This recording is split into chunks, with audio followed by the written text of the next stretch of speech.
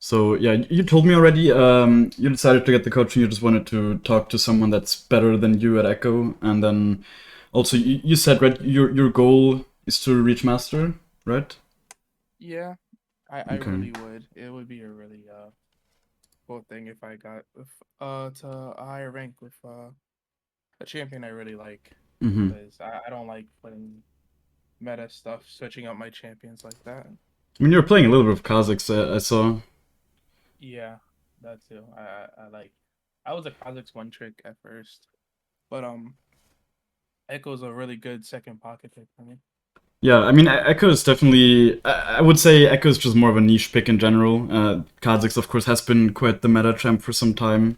So yeah, and he's been quite strong. But I think Echo, for me personally, at least, is definitely way more fun. So yeah. Um, I guess like you can you just tell me again like what do you think your biggest weakness is at the moment? Um, so recently I think my biggest weakness was like I say playing off of a lead, being that uh being that when I get a lead, I do know what to do with it, but it's kind of hard. And when you get higher elo, because right now I'm like E3, Mm-hmm. Emerald 3, and I do look to solo carry games, but it's kind of hard for me to do so. And I know Echo has the potential to do so. Uh-huh. Yeah, for sure. I mean that's why we like like the champ, right? Because Yeah, his he kit is has like that so potential. overloaded, and it's like I know he can do it. It's just that Mm-hmm. I feel like I'm doing something wrong when I'm I mean, you think it's like a mechanical problem or just a decision making problem? Maybe both. I feel like I'm really good with his mechanics, but it's more game sense kinda. Mm-hmm. Because when I have a lead, I do tend to like over farming my jungle for a bit, and I have a really hard time ganking around bot lane. Okay. Why is that? I feel like I mean, sure, some lanes are not easy to gank, but especially if you have like let's say a Nautilus or whatever, it should be quite easy oftentimes. It should, but I know people like playing they like going double mage bot lane. It really it What? really lacks CC. So Okay. like I've seen Brilliant Soul, Karma, and then you got But it's not regular, right? Like I'm just looking through your match history right now. I don't see that a single time. I mean, oh yeah, you no had no no like no no. a Karthus brand, but it's like it's not Yeah, like it's happening every game. it's not happening every game. Some of the games are like there's not a lot of CC supports on my teams. Yeah, I mean, even if that's the case, which I actually like looking through your match history, I wouldn't say that's the case necessarily, but it's like oftentimes you don't even need CC, right? Like people will overextend, especially in your elo. Like people will just overextend. The big thing is just you seeing it. So I'm very interested, I guess, in how you like how your camera movement is and this kind of stuff. I think that's like a one of the biggest parts of going from like being an emerald player to like diamond or master player, even especially if you say that you're comfortable with the mechanics and this kind of stuff.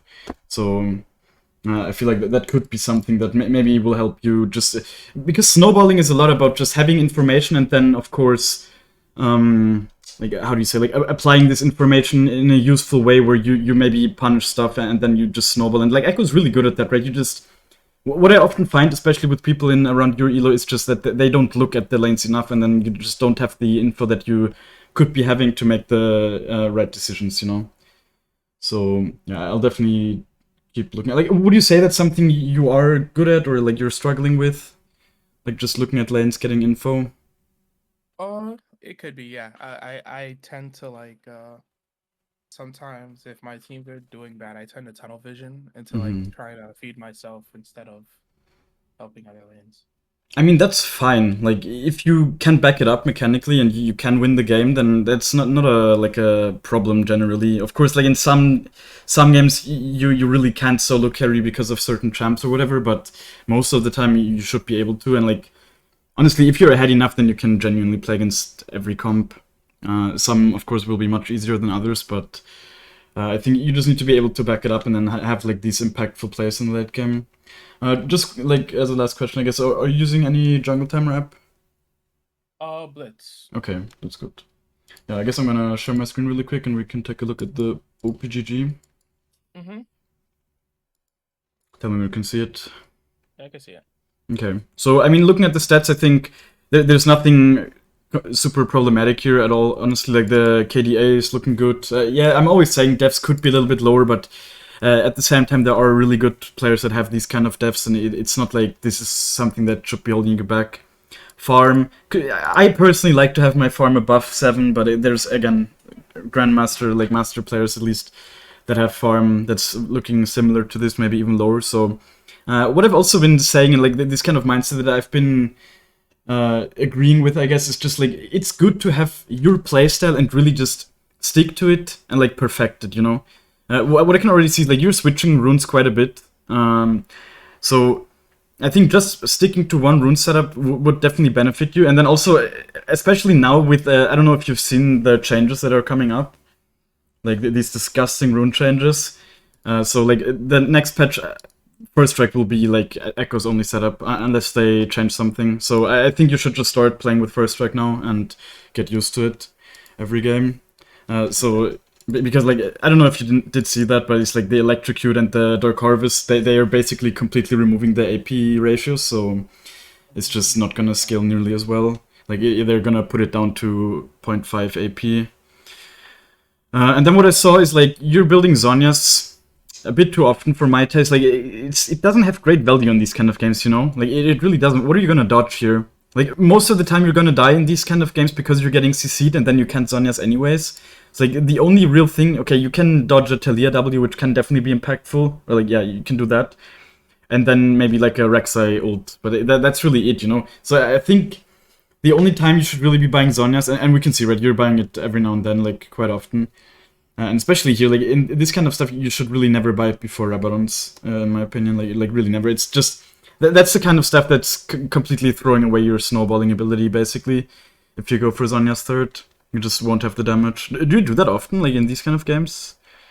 I don't build like that was literally a recent like. No, but here as well. See? Yeah, it's because lately I have not been playing. As you can see, like my last game, I think my last game was like a day ago, and then before that was like 4 days ago. I kind of like strayed away from Ekko because I could see that nothing was coming from it because it was I've been going on a win-loss, and then I went on a heavy loss streak with Ekko. It was kind of really like it was really bad. But before that, you can see like all those games, I was not building Sonya's. Like Yeah.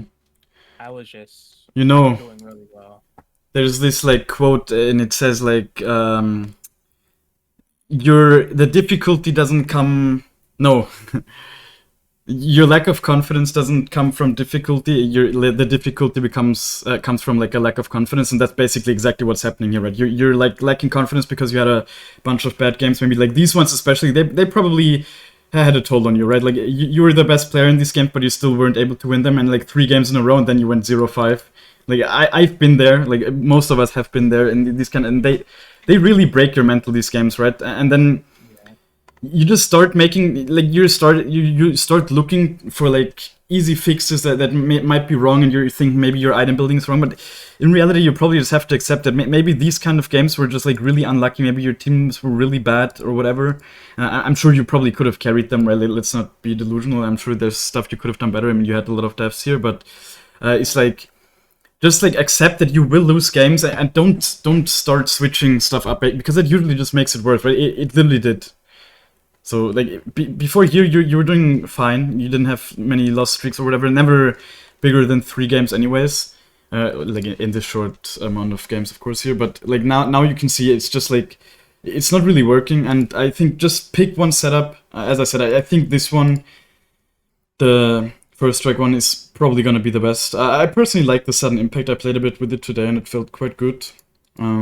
So I mean, I know that this is also good eyeball collection, but you need to stack it first. So it's just, I don't know, like this helps more in the early game, and I think early game is where Ekko needs the most help, I guess, from his runes. So I personally like that, and it's definitely like it's very close in anyways in strength, I would say, both of these runes.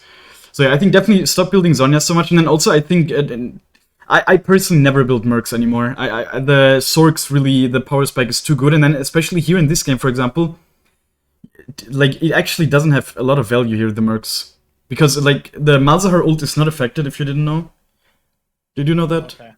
No, I didn't. Yeah, that's important. Like, you probably bought it because of him, right? Because you thought like against Malzahar ult, but it actually doesn't help against that. So then like it helps against the Rakan charm, but it doesn't help against his knockup either. Yeah. And then, like, yeah, sure, you can the point to click CC from Bayer, but you usually can just run away from that. So it's like the Mercs value really is not high at all here. I mean, you're building Sorks in most games, I guess, but I think you should really just build it in all of your games, honestly.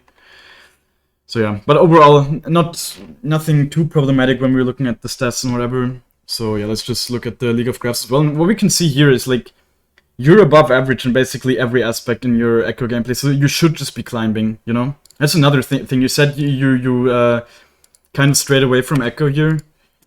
Yeah. So I think that's also a mistake, you know, like, you will be climbing, you have a 57% win rate, it means it's positive. Sure, there will be, like, small loss streaks, but in the long run, it's a marathon, you know, and in the long run, you will be climbing, and especially if you're looking at this, right?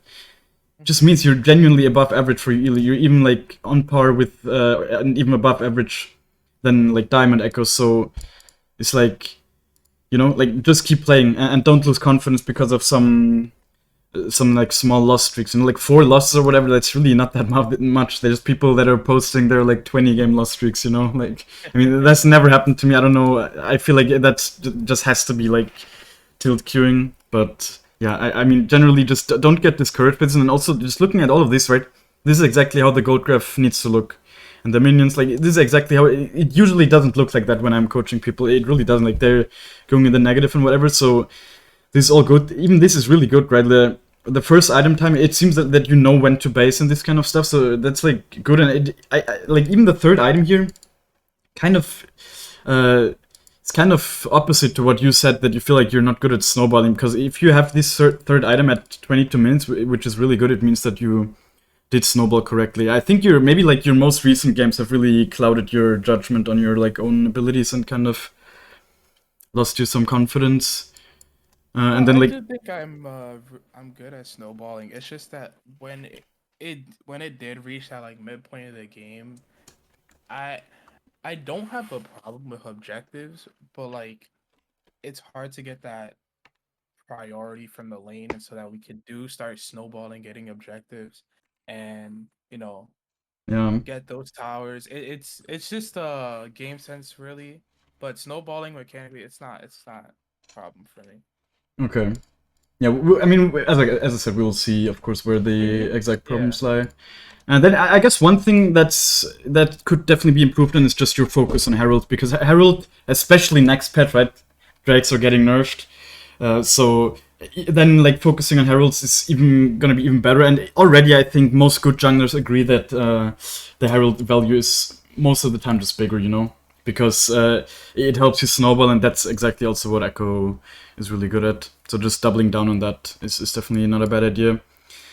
I guess vision is something you could be looking at improving a little bit. It just makes the game easier. I'm always saying this. There's these like elitist challenger players and whatever that are saying, yeah, you don't need vision, it doesn't matter and whatever. But that's just bullshit, you know. Like, yeah, if you're a fucking god and you're looking at the minimap all the time and getting all the info, then maybe technically you don't need vision. But in reality, it just makes the game a lot easier. It makes like not having to face check every brush and whatever. It just makes you much safer. So I think here it says, right, you're never buying control wards, so I think just get into the habit of buying one and then placing it somewhere. It will help, you know, it might win you a game like every 20 games because of that like butterfly effect stuff where you maybe left a ward that helped your mid laner not die and this kind of stuff, you know. So just get into the habit of that. I guess I can also remind you in game. And then like, the pings is actually something I think is underrated. Of course, Riot is also removing a bunch of pings. I'd never seen this before. That's pretty cool. Yeah, they added that like not too long ago, I guess. But it's like, this is interesting, you know. It seems that this like communicating with your team is definitely something that could be improved, and I think it's underrated as well. Like, it really is. You know, like telling your team what you're doing and this kind of stuff. Like, as a jungler, you are really a shot caller, you know? You need to be making the plays, you're setting the pace of the game, and that's why you also need to just communicate with your team. And this definitely seems to be another area where you're like a little bit lacking, you know? So just get into the habit of communicating, especially like the on my way ping, you know, just like tell your team what you want to do. On my way to the Herald, on my way to the Dragon, this kind of stuff. On my way to gank somewhere. Don't let them like, because people, especially laners, you know, like laners have to look at their lanes way more. You know, they have a much harder time looking at the minimap. So your like role as a jungler is kind of to help them out with that, you know, by giving them good pings, especially like also tracking enemy jungle and whatever. That's like more advanced stuff. It's not something you really need. It's not something that you really need to focus on here, I would say, but still, it's something you could be doing, you know. Just understand, like, you could be tracking the jungler, making the game much easier for you laners. It's definitely a good skill. It's also one that I'm currently working on improving.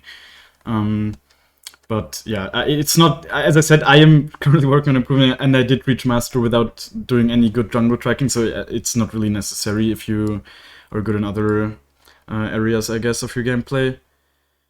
Yeah, and this is also good. You don't surrender a lot, and I'm a huge person on friendship power. He can Perfect. definitely get through this. no, that's good. That's good. It's especially with a champ like Ekko, it's just a really good habit. He's one of the best scaling champs in the game, so there's no reason to surrender many games, honestly. I guess this could be like, for me personally, it's also actually not that high, I think, but it used to be quite high. Like this could easily be like 80% or whatever, because as I said, like Ekko is really good at snowballing. So yeah, maybe this could be higher, but it's not really like a problematic stat or anything at all. It's still above average anyways. So yeah, I guess you can just share your screen and go in game. I don't think we need to check your like clearing skills or whatever.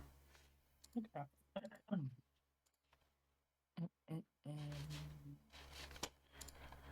Okay. Let me actually check Ekko's win rate. I think it was quite good this patch. Tell me if it's a gray screen. Oh. It's still loading. Okay. Let's try it again. There we go. Yeah, okay, no, it is working. Alright. Let me also make sure you're loud enough. Mm-hmm. Can you say something again? Hello.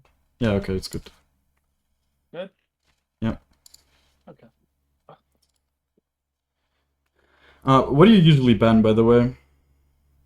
Garvin. Jarvan, okay. Why is that? I feel like he's a really hard jungler, not only just for me, but seems like for a lot of my teammates. They get really overextended, and it's easy for him to just punish. It's really bad for me. Okay. I think Jarvan is generally not necessarily a worthwhile ban, especially now he got nerfed, right? So he's actually not even broken anymore. So win rate is even below 50% in high elo. So I think, let me just check your win rate against Jarvan. I guess you don't have... No, I mean, ban him every game now. You have like 3 games and you won 2 of them, so obviously it's not like a real stat, but I think it's not a worthwhile ban. Like, first of all, you personally should actually not really be struggling. Like, you really shouldn't, because you can dodge his important stuff. You can dodge his EQ combo with your E. And then also one thing that Jarvan, of course, is really good at is locking immobile champions in with his ult, but Ekko is not an immobile champ. He can just E out of it. So, like, I personally think it's not really a worthwhile ban. Like, you can, of course, keep banning it if you want, but I'm just saying, for example, I saw that your Kayn win rate, or like against Kayn, is quite bad. So if that's a champ you feel like you see often enough to where it's like worth banning, then maybe start switching. I think Jarvan is not a champ you should ever struggle against, because it's like, yeah, sure, he's quite good at ganking or whatever, but you will outscale him, you know? And then also you can often, especially when you're ahead, like he really... Jarvan is such a bad champ from behind, like he really is. Okay. So, yeah, I'm not trying to brainwash you into not banning Jarvan anymore. If you want to ban him, go ahead, of course, but... Just for the time being. Yeah. I'm just saying, like, maybe if you feel like you're losing to other junglers often, just try to switch it up, I guess. See if there's other champs more worthwhile banning. And yeah, this is the setup you should be going for. So you said sudden impact. Yeah, I like it. As I said, like, I think it's close. The eyeball collection is definitely also really good. Just having more AP, of course, but the sudden impact, it has felt good for me earlier when I played it. It was only like 4 games though, or like 5. Thing is that like eyeball collection, of course you need to stack it, right? So you need to get those 10 kill participations first anyways, for Mm-hmm. it to even really have the value. And the sudden impact, it just doesn't even scale at all, you know? It's just like a full flat on 7 magic pen or something, which is quite nice, honestly, early game especially. I think it increases your damage by quite a bit if I think about it now. Like 7 magic pen, I don't know how much base armor most champs have. They have like 40 or something, and then you take away 7 of that, which means it's like what, probably like 5% damage increase or something like that, which is actually pretty massive, honestly. Like it's probably more than the AP. Okay, I mean this guy is definitely one you can 1v9. You don't have the best team to play with, but also enemy team doesn't really have good CC against you. Also, I think take MR here, like definitely take MR. They're super magic damage heavy. I've been getting into the habit of just taking whatever is like my jungle opponent, you know, just taking the armor Okay. and MR against that. I think that's a good, Okay. like that's something I recently learned. Just like the way you can think about jungling is really more in a 1v1 scenario, and I think especially for a champ like Ekko, it makes a lot of sense. You know, you just want to outperform your enemy jungle, and that will usually lead to winning the game. So oftentimes, especially when you can really completely bully them out of the game, basically by invading them and this kind of stuff, that's like the perfect thing. That won't always be possible because it's definitely super lane dependent and this kind of stuff. But yeah. By the way, do you want me to give you more active advice during game, or just like write down the stuff? Oh, you can definitely like this backseat. I'm fine with constructive criticism while I'm playing. So you sorry, like I didn't really understand you. Can you just repeat it? Oh, Like, oh yeah, I said you can, because okay. yeah, I do appreciate the constructive criticism. No, but you want me to give it like in game the advice, or just like write down most of the mistakes you're doing and then we talk about it afterwards. I mean, we're gonna talk about it afterwards no matter what, but it's just difficult. You know, for some people, it maybe overwhelms them when I give them too much active Okay, advice. You know, okay. and then also Thank you for the maybe you time. don't make the mistakes you would normally make. You know, if I tell you what to do, of course. So You could just observe me. That's yeah, fine. I guess I will mostly do that then.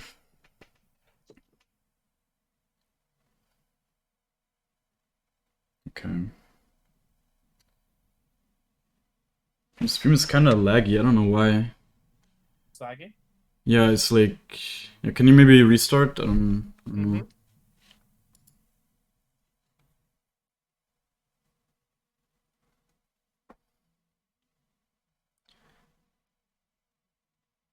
No. Like better? Yeah, I guess it's a little bit better. By the way, I've also started full clearing. Especially with like first strike. I don't know. Yeah, I feel like it makes sense. And then also one reason I kind of stopped with the Raptors pathing every game is because I saw in my stats that I'm late level 6, like 1.5 minutes on average, which Mm-hmm. is quite bad in my opinion. But yeah, I mean, if you're used to doing the Raptors path, I don't think it's bad still.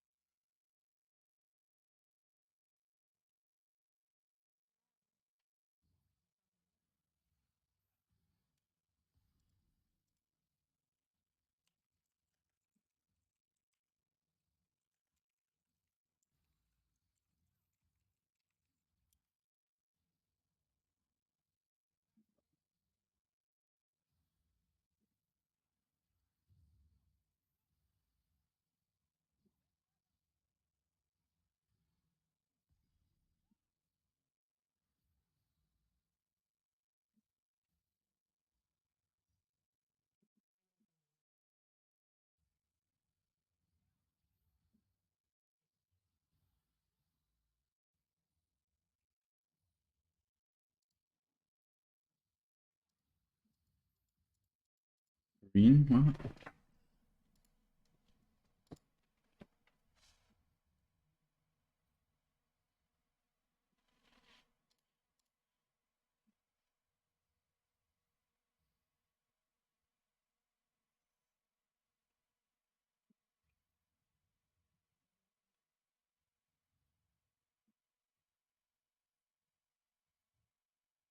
Ah, that's unfortunate. Yeah. I was also not sure if you should go to the Lilia or the Victor. I guess Victor would have been better.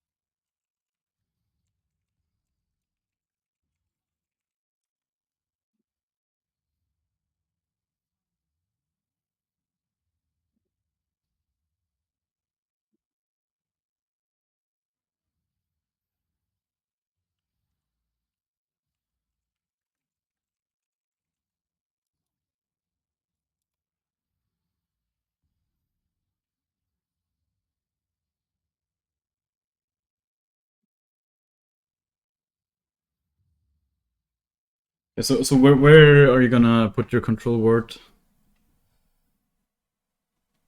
Probably in the river right here.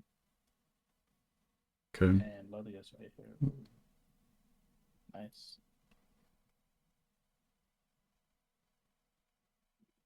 I like put it in this brush where you're in right now. Well, Oh, this one? yeah, because this one like never gets cleared. Oh, nice. But I mean, the one you placed now is fine. It gives you a bit more aggressive vision, but the other one is also gonna give your mid laner a really nice side to play to, where they don't have to be worried to be ganked from, and it really never gets cleared because nobody walks through there in the early game.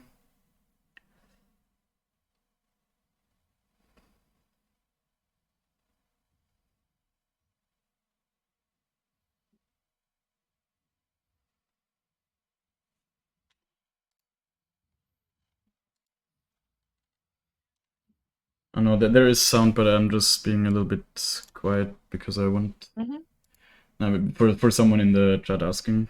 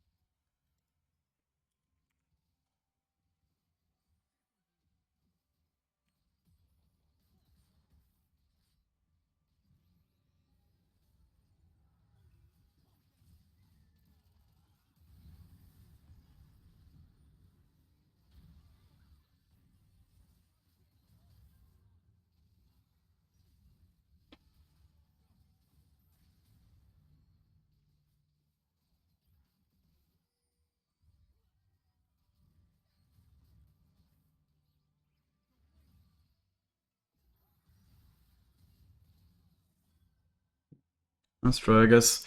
That definitely could have turned out a bit better, but the intentions were right, I guess.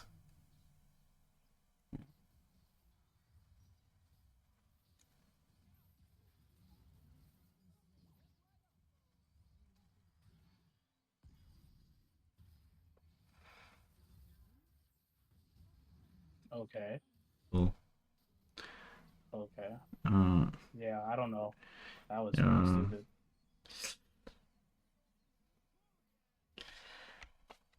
Yeah, that was definitely not good judgment, you know. You need to see that you just don't have any mana there. Wait, are you going Naturals first? Yeah. Why?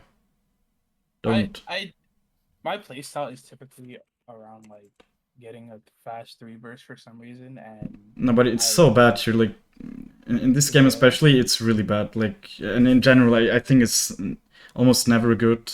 But like in this game especially, I really don't think you should go for it. Like the rocket belt dash will help you so much against especially champs like Lilia, Ezreal, Soraka. Just like having that extra range is so big, really. And Naturals is only good in like games where you really are ahead, in my opinion. Like, where you can get those auto attacks off. For example, if you want to auto attack the Yone a bunch, he will just beat you, you know? And at this point, same with Ezreal.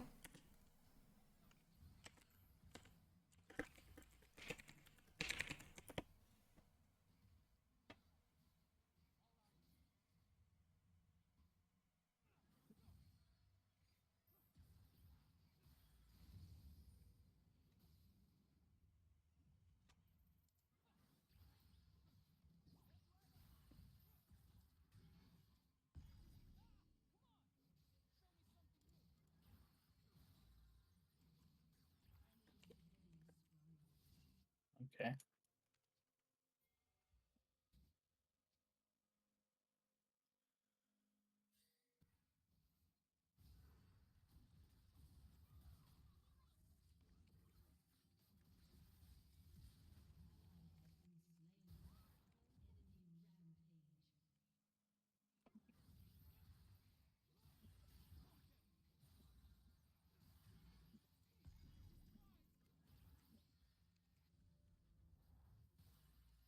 Oh, there was such a butterfly effect here.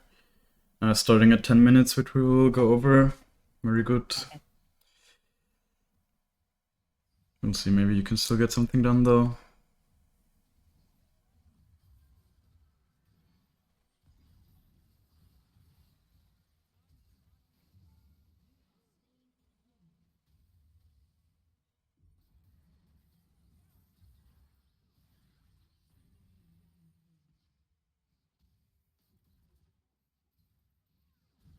Nice.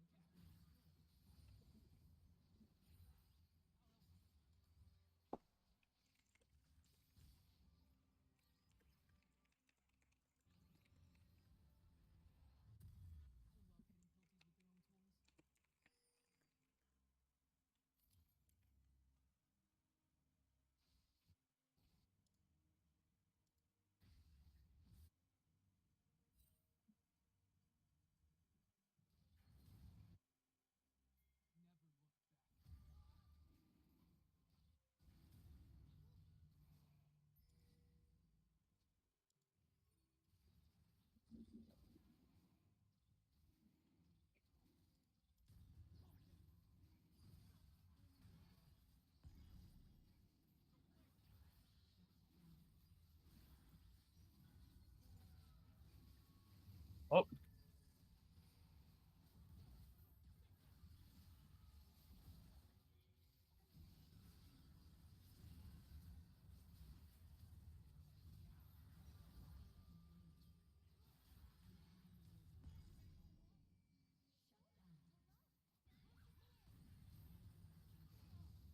Let's try.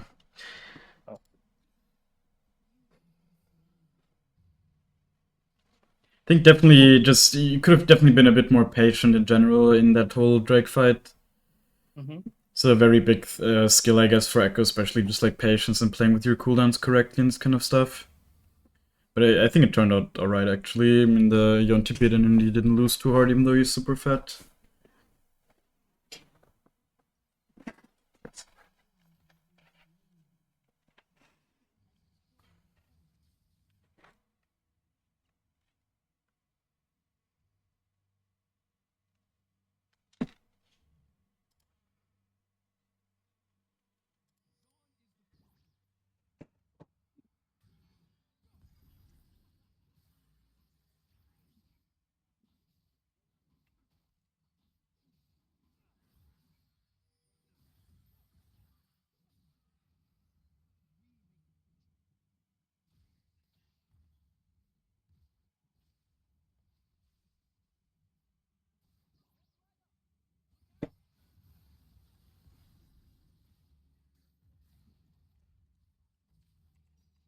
Hmm.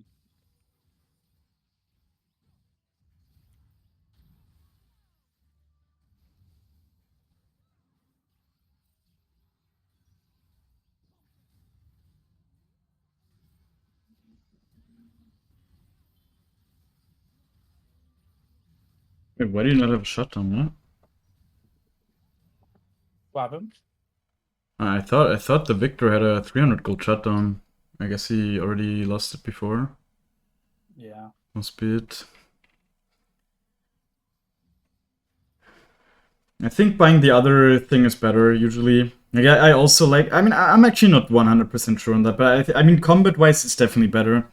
Movement speed, of course, is like it kind of affects everything. But I don't know. I've been buying the Fiendish Codex first usually. I'll try it. Yeah, I was about to say I can buy another control word as well.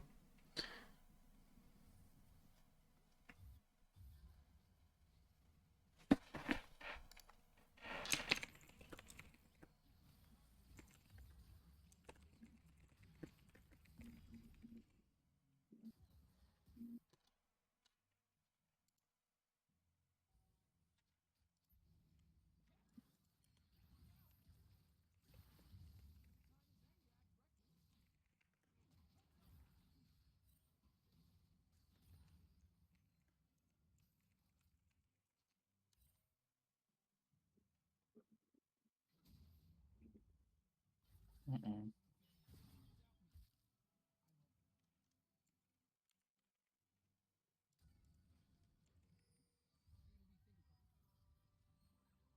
What are you basing for? I mean, you have 300 gold. Oh well, none of my camps are up. So I was gonna go back at codex and not a codex, book and just reset. Yeah, but it's like, I mean, you're gonna heal from the jungle camps anyways, and then I think it's much better at this point to just stay on the map and look if there's something that you maybe can punish than just recalling here and basically buying nothing. And you're already not in a good spot here, right? So you really need something to happen to get you back into the game.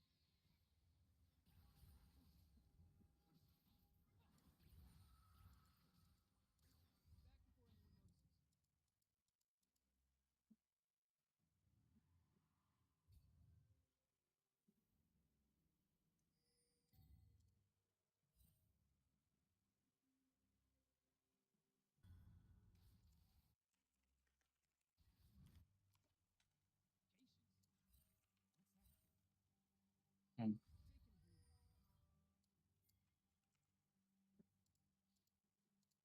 Hmm.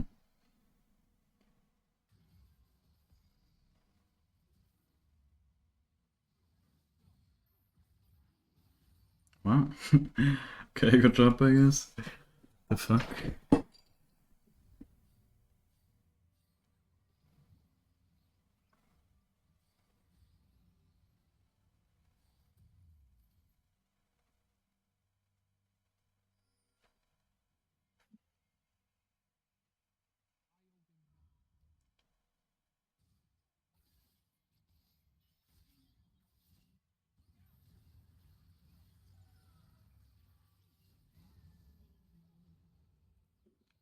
Oh, he won that? What the hell?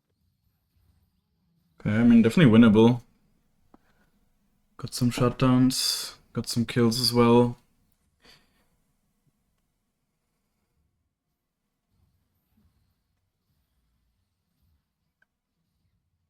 And see, like, even though you're not doing too well here, you still dealt quite solid damage, honestly.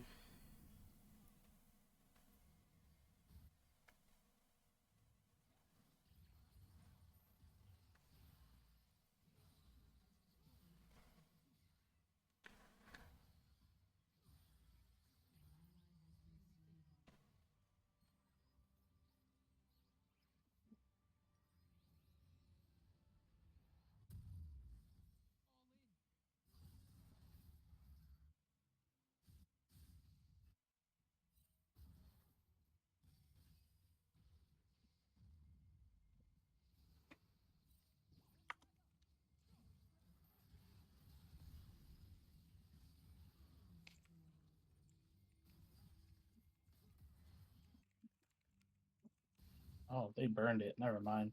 Yeah, you need to be aware. Like, I already wrote down when I saw you pathing towards Victor. Like, I already wrote down, like, don't do that after minute 20.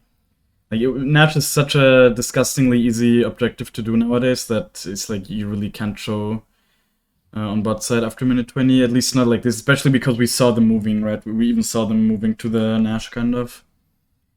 So it was quite obvious here.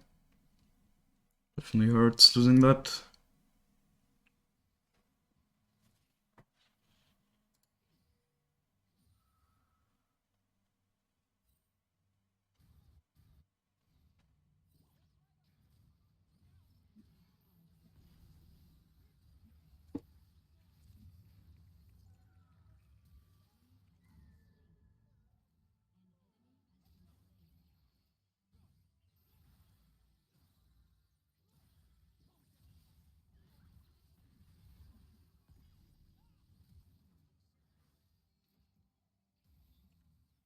Damn.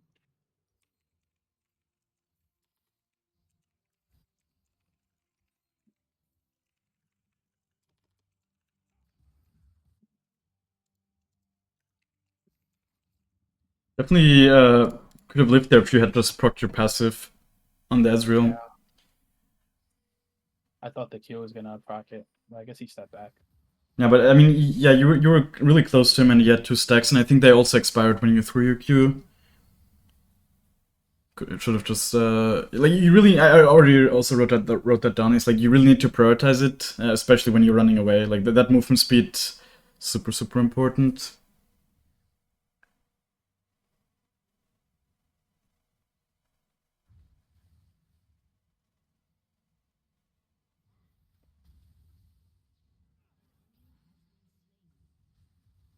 Okay, this Kalen's coming back.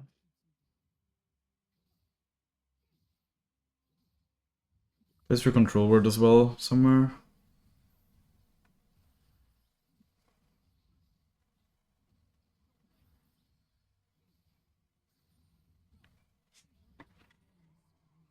Okay.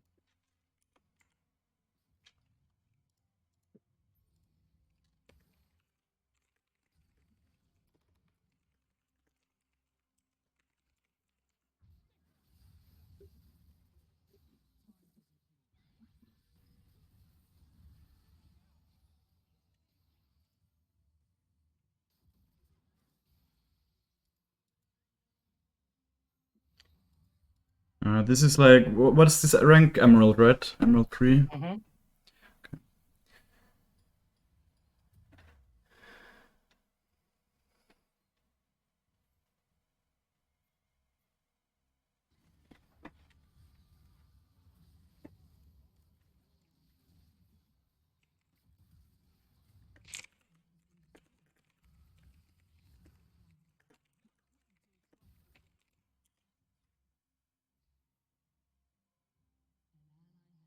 I don't think they're gonna be able to. Okay. I don't think I could burn down the dragon either.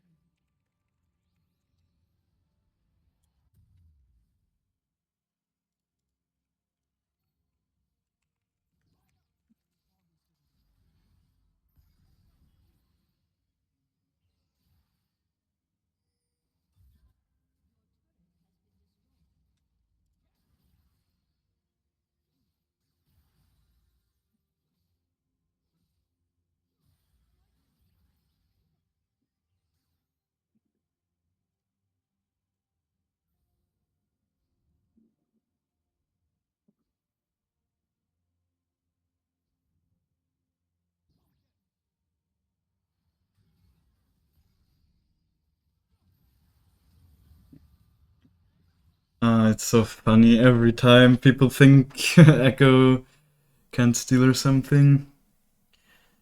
Good job. Especially with the objective bounty, really nice. Place your control word somewhere so you can buy another easy large rod as well.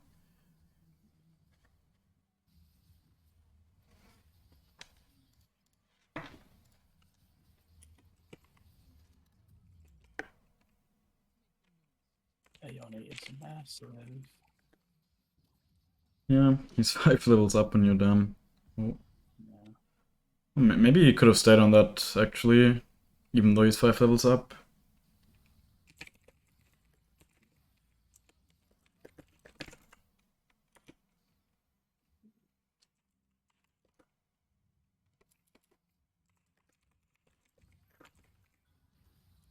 Like another thing I also already wrote down is like a general notes. Like you really need to press tab more often. I don't even know how big the Yon shutdown is. I assume he has a shutdown, but like, see, like 500 gold. That gives you like knowing that shouldn't give you like the decision making that you should try to hard commit there and try to get that shutdown.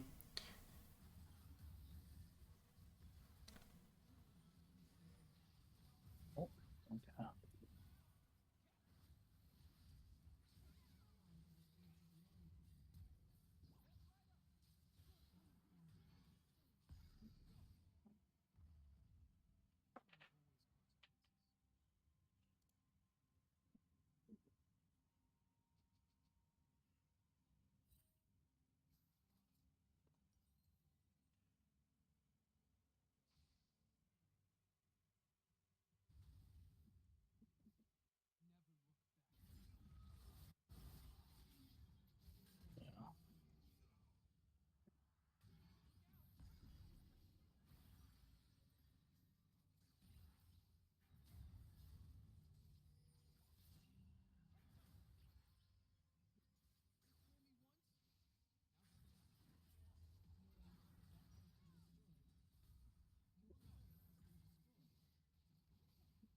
You have Rabadon, so it's like you're not useless. Well, you need to buy it, of course.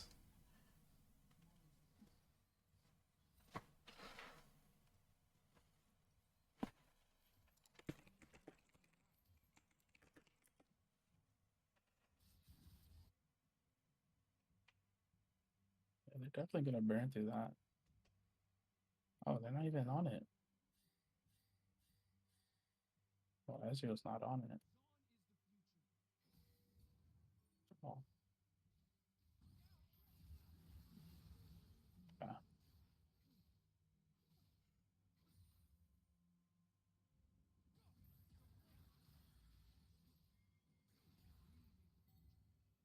Yeah, maybe you can. I mean, you need some way to win this game, of course, so Nash could for sure be one of them.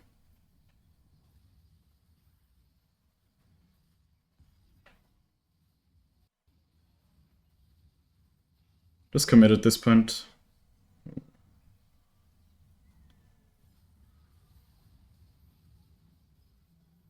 gonna die here. Nice try. Oh, the Yone's dead. Okay. Oh, Baron could just push it. Seraph is playing a dangerous game, though.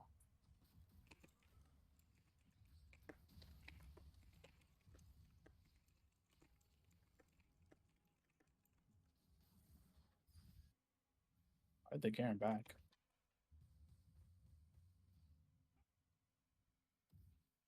I mean, it was positive overall for you, for sure. Don't even really need to be worried about Soul either, because you stole the last 2 drakes.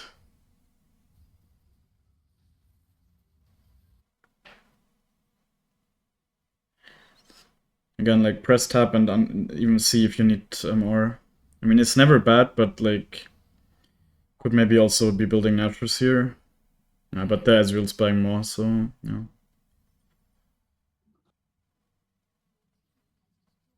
So I know void stuff is always a good item to go last.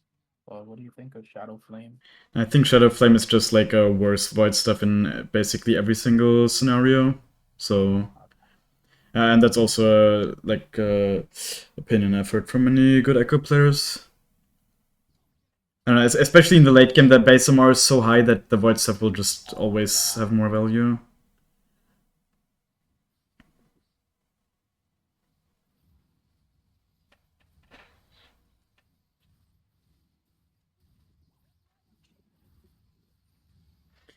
You're 1 Drake away from Soul, right?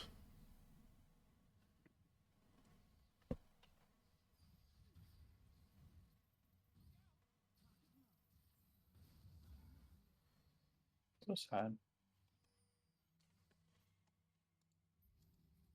I don't have time for the silence.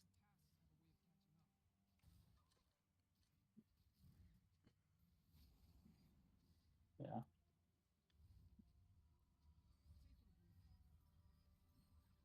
Down a spot.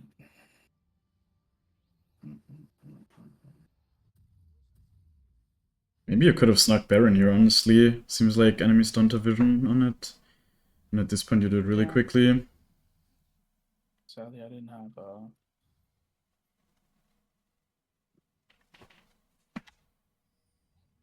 Oh, nope, not dealing with that.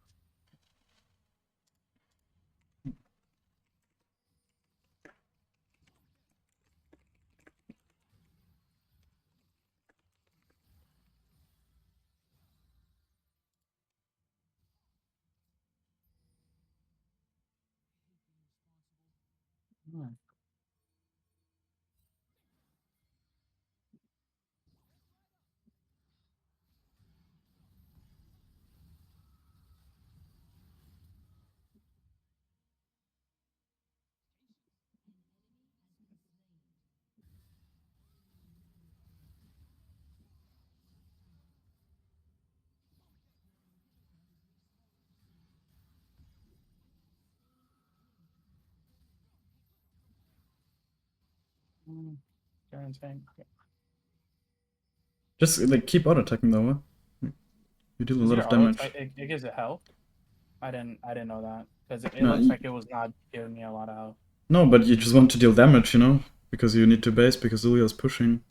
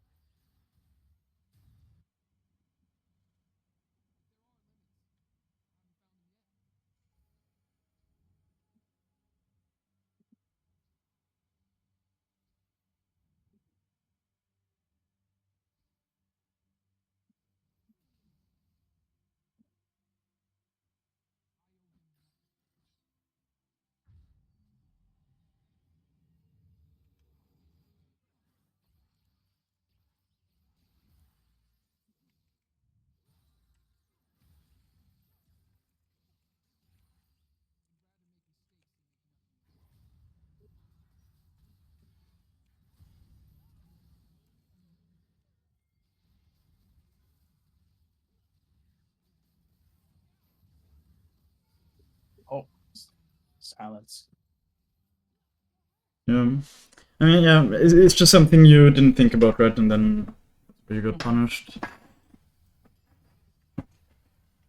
Happens. I feel like Soraka Silence is definitely one of the more annoying spells to play around because it's, of course, like, there's no real cast animation or anything for it. Oh, damn. Caitlyn popping off. Can they end? Yeah, I they mean, can. Yon's not even there. Yeah, they can end. Just like, maybe even ping for them if they don't. Yeah, okay, they're doing it. Yeah, Zeref just needs to stop this guy and GG. Nice. Good job. Definitely want to see the damage. I feel like...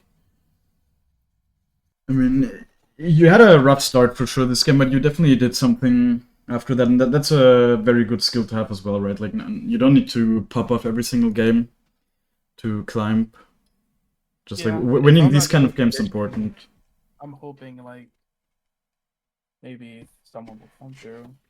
Yeah. I would help someone. I thought this initially. This Garen was gonna like help us single-handedly lose this game through Yone, but Garen's also pretty stupid. So Yeah, I mean, it wasn't really the Garen that did anything though, it was more the Caitlyn, I guess. oh he was able to 1v1 the Yone a Yeah, couple true, times. true, I guess. Yeah, can you show damage really quick as well? Gotcha.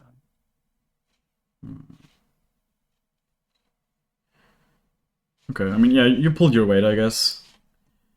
So, let me just log into an A account. Yeah, as I said, like, some general notes I guess I can already give you is, like, first of all, like, farm more, you know? Like, in your OPGG, it really didn't look like farming was a big problem for you, but, like, this game, you definitely... There were so many times where you just left randomly, you, like, randomly left up one or even both of your camps for no reason, you know? When you actually didn't have anything better to do. So just, like, farm more, and we'll see that in-game. And then also, not just that, also... Oftentimes you start, like, where you start with your pathing decides where you will end up, you know? And sometimes you pathed in a way, especially, like, you started at wolves a bunch of times, your pathing, and then you're pathing top, you know? If you're clearing wolves, grump, blue, or, like, wolves, blue, grump, whatever, then you'll end up in a way where you're basically going top, and in most of these situations you didn't want to do that, you know? So... that's definitely something you need to think about, just, like, have more awareness of where you're actually gonna path, depending on where you start your clearing. Like, it's gonna be easier to see when it's, like, visualized, of course. Let me share my screen as well here. And then, I guess, yeah, look at lanes more, honestly. Like, that's something, of course, I even told you before. We'll see how much of a problem that is. It's definitely, especially in the mid and late game, you just really need to look, you know? You really need to look what is happening. There were so many times where someone on your team died or whatever, and or like people were just fighting, and you needed to get that info to know if you need to move there, but you just didn't, you know? There were a bunch of those situations. Like, some of them I even wrote down.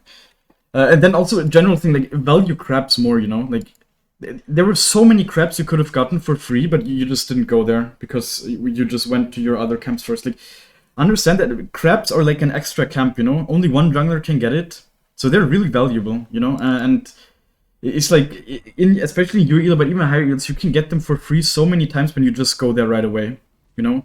And that extra camp, it matters, you know? Getting that 3 times is like getting a kill, so you wouldn't throw away kills, you know?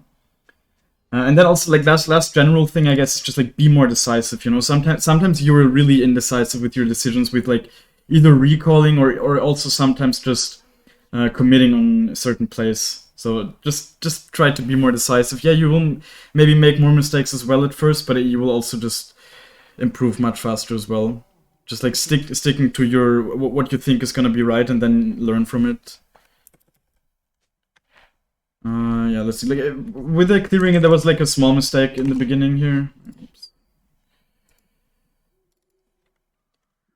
You can see, like, I saw Ekko the Neko, he also procs passive on the small ones. I guess it's to stay healthier, which I think is fine. But now I think you should just be attacking the big one, you know? Like, now you also attack the small ones, which you don't need to do. Like, the return queue and your jungle pet will take care of them. And then, like, there's another... kind of, I think it's kind of big, you know, to make your pathing better here is do Crux second. You know, do Crux second for the main reason is that the sequencing will be better. Like, this camp and like the Raptors and Crux will then spawn closer together, so on your second clear, you'll have a better, like, if you just have to full clear and you won't be able to gank anywhere, then they will spawn closer together, because now of course you're doing the red buff in between, which takes like 20 or like even 25 seconds in the early game. So that means this camp will then also spawn 25 seconds later, you know, on the second time around. Which we can see also soon here, like on the second clear, I guess. I also used to do this for a long time, but it's better if you do Croc second. And it actually also is better for two other reasons. First of all, like it genuinely doesn't take longer. Like it really doesn't. And then also you end up here, you know? So that means you can also decide to go mid. For example, here you would have loved to go mid actually, but you didn't even look there. So it's a thing, right? Like first of all, you always should be looking bot while you're clearing this already, which you didn't do. Like you pressed recall here, and then it was the first time you even looked bot. So you already kind of made the decision not to go there. And I think, I mean, yeah, it's probably not a gank angle. They're full HP. They're like not super easy to kill, but you just still need to look there, you know. Like, and you also don't have great gank setup. And like mid is like super gankable here, but you just didn't look there at all. And if you had ended up here after clearing, then 100% you need to make the decision to just go there. You at least get his flash. You probably even kill him the way he's playing. Like, he's so far up here, you know. Such a free gank. I don't even know what he's doing. Yeah, see, like he even just warded this side. And then here, like, yes, you were looking top, and then you just made the decision not to go there. I think you can easily go here. Because we see the Yon being here the whole time, so we know that he has not warded this, you know? It's like, it's just a completely free gang. Like, normally good top laners, they would go right now, they would go in the river and ward here, but we see that he's not doing this. So, yeah, you probably saw your Garen, and you thought, like, yeah, he's a bit too low, maybe I can't gank. But it doesn't matter, it's a 2v1, you know, you will win. Like, you will. Okay, I guess now he's warding, maybe he would have caught you, so it might not have been, like, the wrong decision after all, but like you didn't even have the intention to go there, which I think is wrong. You could for sure try to kill him. Like in a 2v1 it doesn't, and especially because you have the early Darkseer, right? So you're a bit stronger anyways. He only has his Storan's Blade. So it's like, just abuse this kind of stuff, have more impact early. I mean, on your League of Grass it says that you do have like 3 average kill participations before 10 minutes, so maybe this was just like a bit of a bad game or whatever, but still. Definitely, and just like keep looking as well, you know?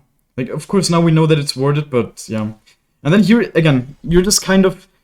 Okay, because of the Lilia pushing you away in a second here, you actually do end up doing the wolves. But this, if she wouldn't have pushed you away and you would have done crab, it would just kind of suck, you know? You would have done this camp, then this, then wolves, and there's just this small timing window where you're just, again, fucking up the sequencing. And it's not the end of the world, it really isn't, but...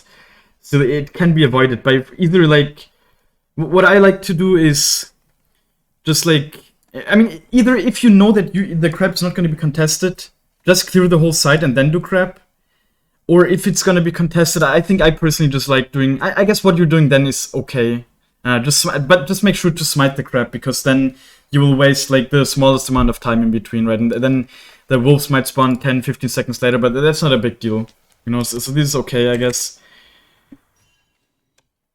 And now, yeah, just going back to clearing wolves is fine. It's gonna give you level 4. It's good that you didn't ego here or anything and try to fight her, because you definitely can't with this top pressure. I know Lilia definitely does damage. Yeah. Past level 3, especially early. Like the burn is so annoying, and I definitely can't like contest that. Yeah, and especially not because she's level 4. I mean, yes, you have the Dark Seal, so that does make you a bit stronger. But I don't know, like. If your top lane, for example, was in a position to move, I think you should 100% contest it. But in this situation where the Yon is kind of dominating the Garen, and your mid is also not like winning or anything, I think just giving this up, keeping your pathing better is not a bad idea. Then yeah, you lose the second crab here as well, technically, I guess, if this guy doesn't go for the gank. But yeah, and here you really didn't look mid quickly enough. Yeah, I think you could, like, see, you just didn't path correctly. If you just had pathed straight on her, like, right now you need to start moving. Just like, yeah, fuck this camp. You will get 300 gold here, you know? So, like, just move now. First of all, try to save your Victor, of course. He even managed to live for a long time by himself, but, like, imagine if you're just here already. Imagine you already started moving. You would be here by now. You could, with Flash, you probably get a double kill here if the Victor also overextends. Yeah, see, like, he even flashed in. Imagine if you're just here, you know, you would just get them both. And then, yeah, this was right where you decided to go for Lilia. I guess probably the safer play would have, like, in hindsight, it's of course much easier to say. Okay, I mean, she also warded, so he might have been able to react. Yeah, initially I thought she had smited the first scuttle, so I thought her smite would be down on this scuttle. I'd be It able to catch was. it. Yeah. Oh, she did smite it? Oh, that she burned through it. Yeah. Yeah, it doesn't take a long time, right? The first grab is also a little bit smaller. Yeah. I mean, it was just kind of close, but again, it all stemmed from the fact that you kept clearing it. I also do that sometimes, right? But it is still a mistake, you know. It's like Mm-hmm. getting more gold. The way you need to think about the game is just really in gold and XP, nothing else. Like, don't think about ganks, don't think about kills, don't think about farm. Really, just think about where can you generate the most gold. And definitely here it would have been if you were just around here and gotten those like 600 gold, of course. And then your camps are still going to be up afterwards, you know. That's the mindset you need to have. And this is where we can see. See, this camp is not is up, and the Crocs aren't. Let's see when they come up. I think since you wasted some time here, or like, yeah, I guess it was wasted because you didn't get anything. But yeah, see, like, now they're just coming up when they could already be up. And if you had just, like, straight up full cleared, then it would be even longer, you know? So it's just like, Mm-hmm. again, it's not the end of the world, it really isn't, but it's a small optimization you can definitely implement in your gameplay. Mm-hmm. Let's see, what are you doing here? You gank bot? Yeah, I think you did, right? And then this is a situation where ping your intentions, you know? Ping, like, this is a perfect situation where you just ping. You just ping, I'm on my way. And then maybe even ping, let's say, like, targeting Soraka, because she should be your target here. It's also something I wrote down. Like, the fact that you engage in Ezreal here is just never gonna amount to anything, you know? It really is not. Yeah, like, he has his E, and then, yeah, this is gonna happen 10 out of 10 times, you know? So if you want to do anything here, like, it's actually lucky this ward disappeared, so if you had a bit more patience, just, like, try to walk in here, come from above, really, and then, like, place a nice W here and engage on Soraka, you know? Just ignore the Ezreal in these situations. You won't ever kill him. You don't have any hard CC support or anything, so... Yeah, I mean, he kind of catches you walking there anyways, but... See, like, this is just gonna happen every single time. So just like this kind of awareness you need to have beforehand, so you just don't waste your time, because of course this was just wasted time again. It also kind of cost you twice because you, again, don't have your camp sequence now. But yeah, it's fine. You have a solid base here. Like 850 as a second base is always nice, you know? It's not something you're unhappy about at all. And then, like, this is something you never should do. First of all, I don't think you should be buying a control word here. Anyways, but then also you go in debt, you know? You know that you lose 50 gold, right?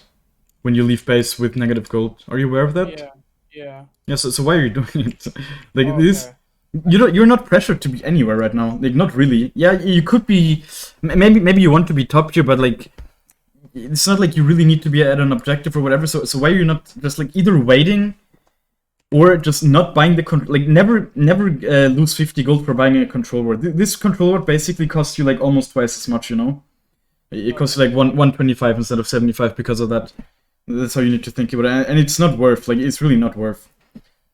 So, and then, or you could have just sold your potion if you really want the control word for some reason. But like, never leave base with this little gold. It literally takes you like a couple of seconds to just generate that in fountain. So I think the most gold I would wait for, like, small stuff is probably like 25 or something. Like, let's say an extra amp tome or whatever, I would wait that. And for like a full item completion, it really depends on the game state, I guess. If there's like an objective where you need to be, then yeah, maybe you can't wait. But if there's nothing, then you can wait like up to 40, depending, like sometimes even 50 gold for like a full item completion. Yeah, there's definitely variables to that statement. And then here's I think where you start clearing at wolves, you know? I'm pretty sure that's what happens. But there's no reason, you know? There's no... I guess you don't. Maybe that was later then. But you wanted to start clearing at wolves, but like, why? Because, see, your camps are gonna respawn down here, so like, if you start here, you will just have to walk up, and then if there's nothing you can do on top, then you just need to go back down again, and you just wasted time. And another thing also here, I think I wrote down, like, you didn't really look top. Like, you really need to look top here. So it's like, okay, I mean, yeah, this guy's recon, but just like get the info on what's this guy gonna do, because if we see that he's on half HP, we can assume that he probably wants to get out of this lane, so he'll probably just push, and then maybe there will be an opportunity for you. And then also I wrote down here that you just really didn't look mid quickly enough as well. Just like, of course, there's not much you can do here, but you could have still looked there a little bit quicker when we saw her moving in. And now you're just kind of sacrificing yourself for your team, you know? You could be farming. You're just babysitting this guy when he should be able to live here, honestly. He even has his barrier up, so there's no world in which he should really die. And then let's see what happens here. You just go up, and then imagine you had started clearing here and went down. You would have just caught the Lilia here, you know. And like getting the kill would have been better because it would have generated more overall gold, you know, because you get 300 and the Zeruf gets 150, and now it's just like 300 gold kill basically. And of course, for you personally, it would have been good no matter what. Anyways, right? You're definitely happy about getting kills as Ekko. See, did you get him here? No, right? Oh no, you did. You flashed on him. Yeah, that's fine. I think generally, always walk from above here. Like, yeah, in this situation, you're definitely a little bit pressed for time. You want to be there as quick as possible. So running at him straight away here is fine, especially if you're planning to flash on him anyways. But overall, when you're ganking mid, always go up here, because then you'll be dodging any vision that's in these brushes. Like, always walk up here or down here. Like, just hug these walls. And then like walk here, I guess. Hug them, and then none of the wards in these brushes will ever spot you. And of course, also you're gonna come from behind, you know. It's so important. Like, you just want to cut off ways. Basically, the more behind of you are to an enemy, of course, you're just cutting off their way to the tower. And there's another situation here where you chose to just like go here instead of just going from the river. We'll see that later. So yeah, that was good. I feel like the minions would have caught vision of me right there above. Yeah, I think in this situation, especially because you're flashing, it's fine. But let's say, for example, the wave is just like grouped up here anyways. Yeah. If it's above that lamp right there, that little brazen right there, I feel like I could have went near Raptor's side. Yeah, that was just more like a general tip. Not in this situation, as I said, I think it's correct to just go through here. Because, especially with Flash, you'll be reaching him anyways, and he just has shorter... Yeah, like, here it would have spotted you earlier, which would have not been good. So, yeah, that's fine. Just like a general ganking tip. And also, good that you didn't push the wave, because, like, we can see, right, the Victor's losing all the minions, the Zeraf's able to catch them, so that was definitely good. Then here, you just randomly decided not to clear Crux here, I'm pretty sure. I don't know why you did that. Like, here you're like... I think you just even started recalling. Like, why would you ever do that? Why would you ever start recalling when you could just be clearing Crux and generating a third of a kill, basically? Like, this is sometimes when I coach people, I feel like they just have this mindset of, I don't know, like, again, like, of kills and this kind of stuff, but like, really think of gold and XP, and that's exactly what you are gonna be generating here. Not only that, of course, you're also gonna... You need to clear this so it even spawns again for the next round, basically, you know? It's the same as lane minions. It's your consistent gold income. It's really something you need to focus on, and like only drop the farm if there's a better opportunity, but there is not really, like, right? Yeah, you played here for a long time and you even got some kills, but it was just like... It's not something that would have happened or like would have worked in higher elo probably. You know, so like just clear this, and then there might still be the opportunity to gank anyways. You know, that's another thing you need to think about.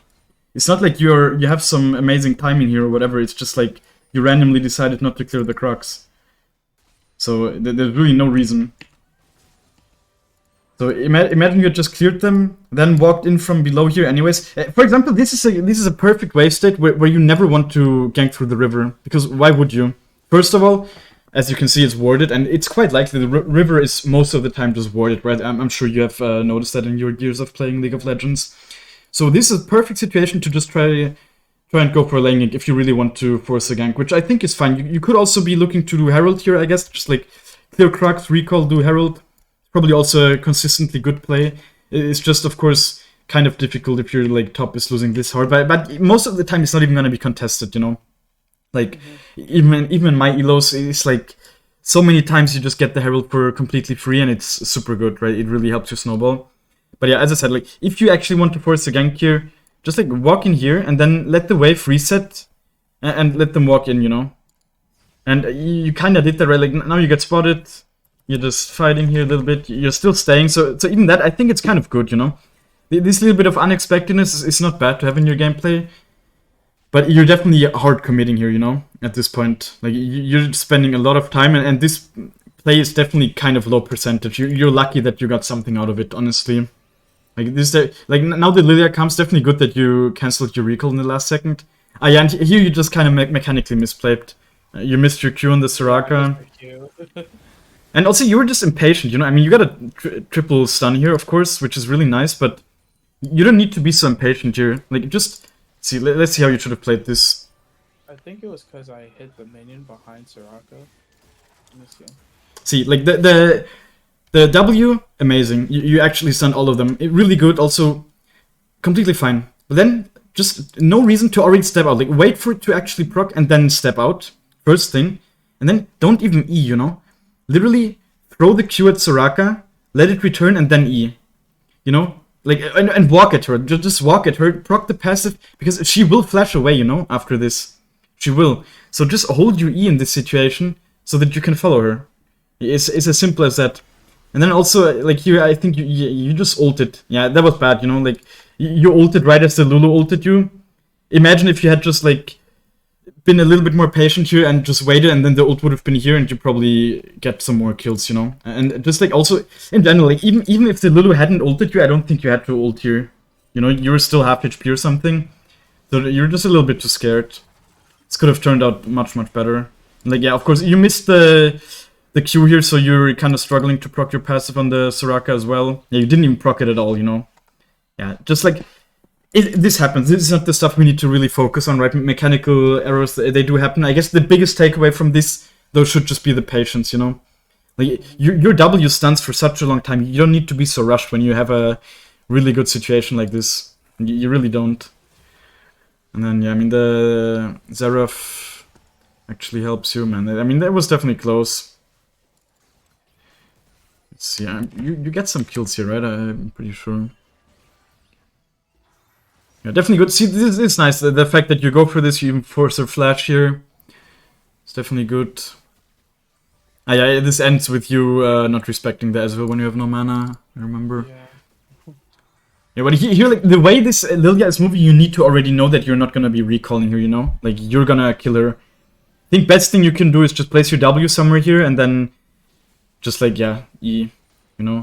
Like, now, actually, place your W here. Like, it's actually fine that you didn't place... You could have placed your W beforehand, so you just get the shield right away. That's also not bad, but, like, now that you still have it, just place it somewhere here and try to get a stun on him. You know, like, of course, you can't kill him on your own, you don't have mana, but your team is still around, you know? And the Ezreal is not super healthy either. Yeah, I guess you placed W, but you should have placed it aggressively here, in my opinion. And this was, like, so funny. Yeah, and now you just suicide into him, right? You need to understand, this guy has Conqueror stacked. You only have your E, so... Just, like, understand, of course, only your E is not gonna kill him here. I'm sure you know that right now that you're looking at it. You understand that you're not gonna kill someone with, like, 25% HP with only your E, which is, like, level 1 as well. I don't even think he had to flash. He just wasted it, basically. So, yeah. You die here. It's not the end of the world. I mean, you even still won the game. Yeah, but you're definitely not looking too good here. You're 2k gold behind at 10 minutes. It's not amazing. And, like, here, for example, you need to go to the crab right away. Like, you even have full vision of it. You know if the Lilia is going there. But, like, this is where you need to just go to the crab, smite it away, and then go back to jungling, you know? Like, there's no reason not to. And then, again, also, you don't want to start at wolves. Now, this is where I wrote down with the butterfly effect. Because if you had now started clearing at the crab and then cleared these, just cleared down, we can see that in like a minute or in a minute and a half, you would have been there to just like do something on bot, you know? Mm-hmm. Because there's like a fight breaking out there, and yeah, I don't know why you're not valuing crabs at all. Do you feel like that's something you generally do? I do. I didn't look at that specific moment. The board was on a crab and it was open, and Lilia is kind of ahead, so yeah, but don't even think about her. Yeah, but you're not gonna die just because you see her, you know? Like, if you meet her at the crab, yeah, you might have to give it, but most of the time, as I said, if you're there on spawn, you really don't, right? You will literally get it for free. And then here I think you should... Yeah, it's like a 50-50 if you should actually def top, but I think you probably should, right? Just so this guy also doesn't get the tower. And at this point, you already made the decision to actually path here, right? So you did actually path top. So now you might as well just like get those minions. Def it as well, so this guy doesn't get the tower. But you didn't even look there, you know, in-game. Pretty sure you didn't even really look what was happening. We didn't see if this guy was like healthy or not. So yeah, and see, this is what I meant. You could have been here, you know? Or at least you could have been closer to being here, let's say. I don't think you're quite on the lane if you had path down, but you're definitely much closer, you know? So this is what I mean. Like, this is kind of where the butterfly effect comes in, where like your decisions earlier made you kind of miss out on a bunch of opportunities here. And then also, yeah, I mean, just keep looking there and make the decision not to farm here, honestly. Like, see how they're playing, and they're definitely punishable if they want to shove this in, and your Zeref is also moving. So yeah, now you decide to go there. You get kills here. Now you get the Soraka. It was definitely good that you didn't flash or anything. I'm sure like a lot of people that I've coached in the past, they would have probably flashed. But it's definitely good that you had the awareness that you didn't need to flash. Not waste your 5 seconds cooldown. Yeah, 5 minutes. And then yeah, also good, like the way you played around the Ezreal, for example, here was also really good. Like you didn't disrespect him, didn't get auto-attacked or like made it easy for him to hit his Qs, so that's definitely good. Yeah, and then again, you were even thinking about recalling, but then I guess you realized yourself like why... There's so many reasons to clear the Cruxy, right? You want level 8, and then of course you just want to clear them no matter what. And then I don't even know, maybe you even need them for an item. No, you don't, but yeah. This is fine. Now you're actually quite strong, you know? You need to realize. Yeah, your stats are not amazing, you're a little bit under-leveled, but with the Rocket Belt and Boots, you can 100% kill squishy targets, you know? Like, it's really... you are quite strong here. Just be aware of that, no matter how your stats are looking. And this is another thing, like, don't even look at stats, look at items. And that's a big thing missing from your gameplay. As I said, like, just press tab more. Like, you need that info. There were so many times where I was just like, I don't even know what to do because you didn't press tab. You didn't see who has shutdown. So, like, that influences your gameplay so much, right? Like, it should influence your gameplay so much, but you're just basically playing with a blindfold because you're not pressing tab and not getting that info that you really desperately need. Like, let's say the info... When I see a Victor with a 300 gold shutdown, I'm happy. Because I know it's a champ that's quite easy to kill for me, so you just make him your focus, you know, in these situations. But you press, like, tab probably in the whole game 10 times or something, and that's really not enough, you know? Like, that's really not enough. It should be hundreds of times, probably. Just, like, really quick checks on important targets, and then you'll have much better decision-making. Then here, like... One thing you need to play around, there's just one single thing, and that's the Lilia E, you know? You should never let her hit you like that. Just like, there's so many ways to avoid it. Of course, you could just sidestep it, but the easiest way is to just stand behind the Drake, you know? Why are you not just standing behind the Drake? Why are you even risking this? Like, this does not have to be so awkward. Then she even steals it because you just don't have the agency, I guess, anymore because you can't attack.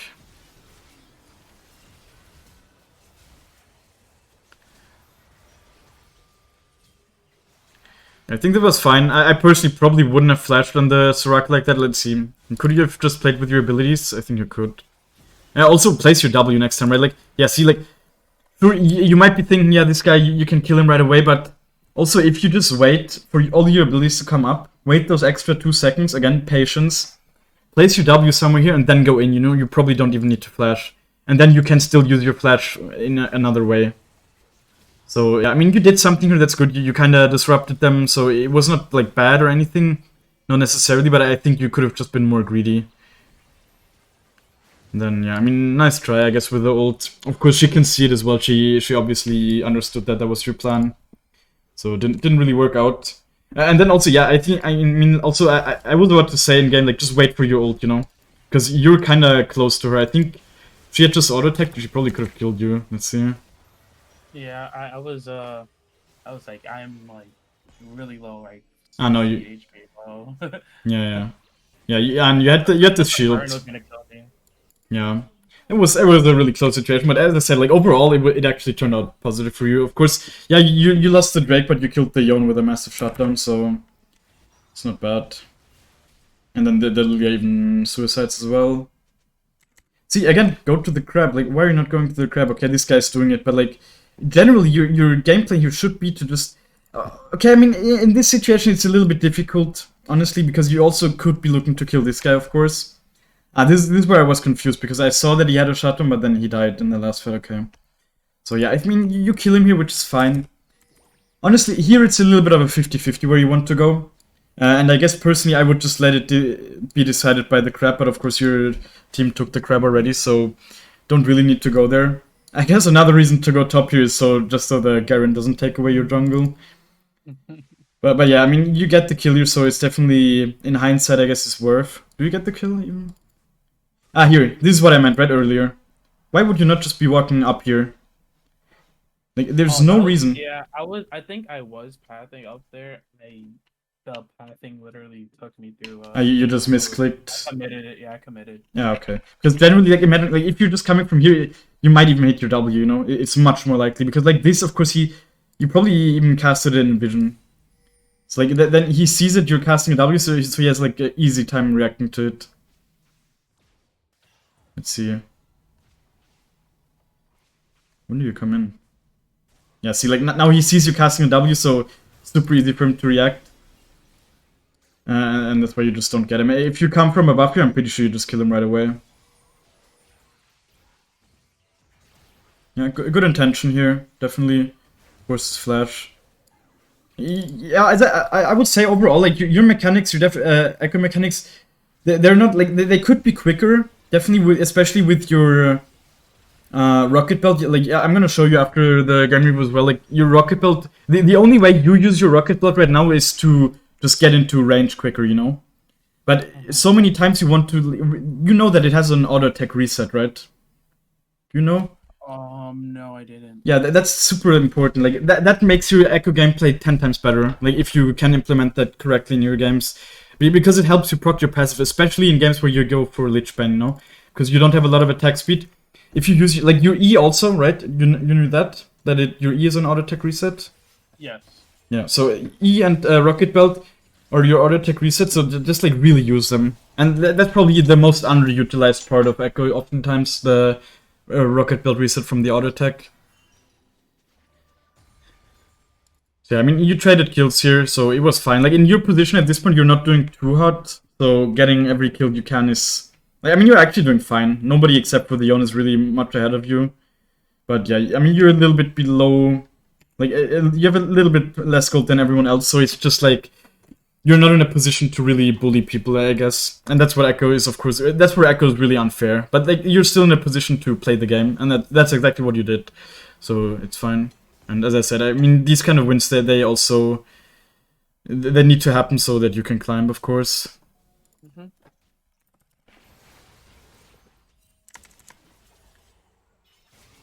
Here, definitely just need to respect this guy. He's so strong here. Especially the base levels are really scary, of course. Yeah, then already in-game we kind of talked about this. Like, it's... There's no real recall here because you're just not getting anything. And one thing you will notice when you watch, like, really good players, they will stay on the map for a long time, you know? And like, especially laners. Like, the really good laners, they will stay on the map much longer than most other people and just really push their advantages. Of course, having good base ports, especially as a jungler, is really important, but like this was just simply not a good base port, you know, with basically no gold. And like, also, as I said, you might want to just stick around here, so if a fight happens, you're here, you know, and you can do something. Because when you're coming out of base, you're gonna have a much harder time doing that. And now the Zeref does a nice bait, I guess, or like he's in a good position to catch. So you just farm another free kill on the Victor. Really good. Definitely need to be aware that you're gonna lose the Herald for it, though, you know. But I mean, at this point, it's honestly a worthwhile trade because you probably couldn't contest the Herald anyways. And then here, like, get the small ones, man. I didn't. Ah, okay, you did. Okay, never mind then. I thought I thought they would already turn around. I saw the ward was I saw there was a ward in Charlish. Yeah. No, it was correct then. I thought you would just drop them because the small ones are the most important ones to get. You know, they give the most gold. Mhm. And also the most XP, I'm pretty sure. Yeah, here again, here you were just a little bit indecisive. Like, now you could have already recalled. At 1820, you could have already started recalling, spending your gold. Like, because at this point, you need to spend your gold. A good thing to, like, a good mindset to have is the more ahead you are, the longer you can stay on the map, you know? But in this situation, you're not ahead. You need to spend your gold to be able to kill people, so, and you have gold to spend here, so, like, you really should be taking a base here. Yes, Dragon is coming up, and I mean, in the end, you did steal it here, but I think if you just had recalled at, like, 1820, I'm pretty sure you could have just been at Dragon no matter what, you know? Because, see, like, now you're just walking around the map and not doing anything, actually, like, genuinely not anything. So yeah, I'm not sure. Maybe it would have cost you the Drake. Now that I think about it, like you're not that fast yet. So in hindsight, it was probably even the correct play, especially because you got the Drake here. But it was generally a little bit of a low percentage play. And also in higher elos, you probably wouldn't have even stolen this because the Soraka would have just silenced you, you know? Yeah. So it's just like some of the stuff that's happening, it just like doesn't get punished the way it should be getting punished, and then it might give you the wrong idea. But I don't even know what the fuck they did. They just ran away for some reason. Yeah, I think they were trying to pull it out. Yeah, but like way too late, and exactly at a point where you could easily steal. So yeah, another thing that you can do, like the plant is up here, right? So Mhm. just use it to get over, and then you can E out. You don't even need to ult or flash or anything, you know? Because now, of course, you need to ult out, which is still super worth, definitely, but could even be saving that. Like, when the plant is up here, then just use it. No reason not to. Yeah, I mean, this just should not have turned out as good for you. In general, like, Ekko is amazingly good at stealing objectives, but he really shouldn't be against the Soraka, because she can actually disrupt you with the smiting, of course. And then you might still be able to steal just with a good passive proc, especially in the later game, but yeah, here you honestly shouldn't have been.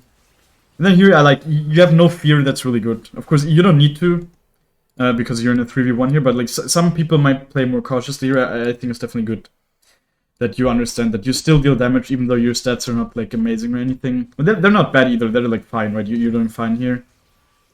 Just not super fat. And then also, even the first strike proc is really nice at this point, right? How much did you get? 420? That's a good number to aim for, I guess, for 20 minutes, I would say. Yeah, especially, like, in some games it might be more, but it's if you have around 400 gold, you're definitely happy with that, I would say. But I have not played too much First Strike this season, so I'll definitely get a more solid opinion on that, I guess. Here, definitely good that you look to invade. Could probably, like, I don't even know if you... Nah, I guess since your bot lane is recalling here, it would be too greedy to go here, but... Technically, you could also be looking to fully invader. Like, at this point, you're clearing the camps quite quickly. I don't even know. Okay, the Yon TP'd in, I guess. So yeah, and this is what I already said, right? Like, I when I didn't know saw that you... Yone TP'd. Yeah, Yeah. we saw it even. Like, someone pinged it, I'm pretty sure. Wait, did someone ping it? Like, we definitely saw it, though. I was done picking it. Yeah. Nah, no, nobody pinged it, but like we saw, right? We saw now that the Yon is here, and also we just see, like, even on the minimap you can tell that this guy's looking to do Nash right now. You know, you can really tell, in my opinion, just by his movement, the way he's stepping back and forth. And now he's of course just actually going in, so now we know that he's doing it, and you still make the decision to just go bot here, which is like always wrong, of course. And as I said, in general, Do you think I would have been able to make it in time? yeah, I was if you already decide hitting bot now, lane. yeah, but like if you decide now, definitely like. So now is the first time where we see him. If you just decide to go there now, 100%. Like, just go through here. You're also quite quick, right? You have the Lich Bane, so you have good amount of movement speed. You 100% could have been here. Okay, let's see how long it takes them. This is what I mean, though. It's like two fucking champions right as the Nash spawns, and Yeah. they just burn it down. It's so disgusting. Like, as a jungler, we really just get into the mindset of you cannot be bot in situations like these after minute 20. Like, you really can't, because this will happen. The higher elo you are, the more this will happen anyways. Like, in lower elos, people just are not aware that you can do Nash this quickly, but like, it's such a joke. They need to address that, honestly. There's so many bullshit things that they're changing about the game, but that's not one of them, for some So do you reason. really think I could have like contested it? Because I think they were burning through it pretty fast. I don't know if you I could know have contested. Yeah. I mean, honestly, maybe it's fine, like just trading this because you might have not been able to do anything anyways. It's definitely true. But generally, I don't know, just generally be aware Yeah, that generally, you're yeah, I gonna. understand. Yeah, maybe it was okay. You know, like you probably your team was also not in a position to help you, so at least you got 300 extra gold that you otherwise wouldn't have gotten. So in that sense, it's definitely all right, I guess, in this specific situation. Just in general, I guess I want you to be wary of showing bots after minute 20. Yeah, in any other game, if I was a bully, as you said, I definitely would have headed towards there, contested it. But I feel Yeah, like that Yone was way too strong just for me, Caitlyn, and Lulu to like yeah, fight against the whole team. you're probably right. So yeah, getting that extra 300 gold is definitely not, probably like making the best out of a kind of bad situation.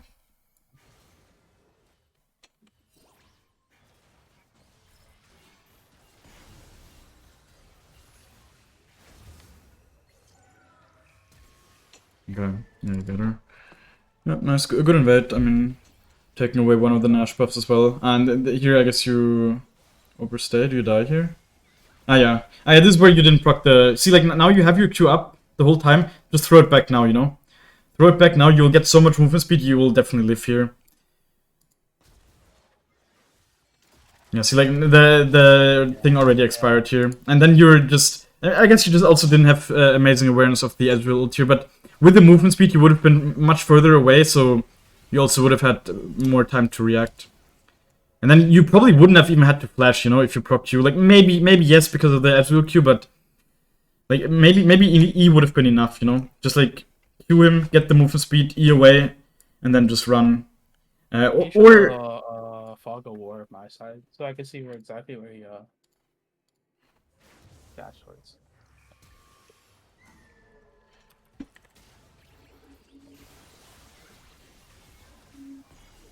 Okay. like okay, but yeah, we saw him in game. We saw him definitely also around the corner, you know. Yeah. So just as a general thing, right? You want to proc like proccing passive is the main thing of Ekko, you know. That's what his kit is built around. That's why all of his abilities, except for W, they do apply the passive decks, you know, because the passive is the core of his kit, you know, and that's what I'm also gonna show you in a second with like the combos and whatever.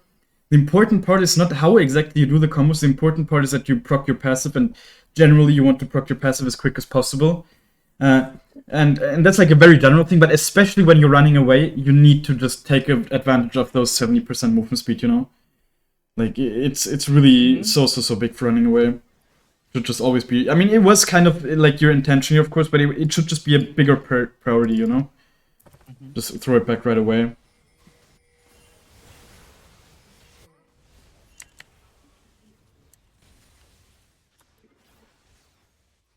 Yeah, and here, honestly, I thought the game would be much more difficult. Like, it's crazy that you won that. Like, now you're really not in an amazing spot.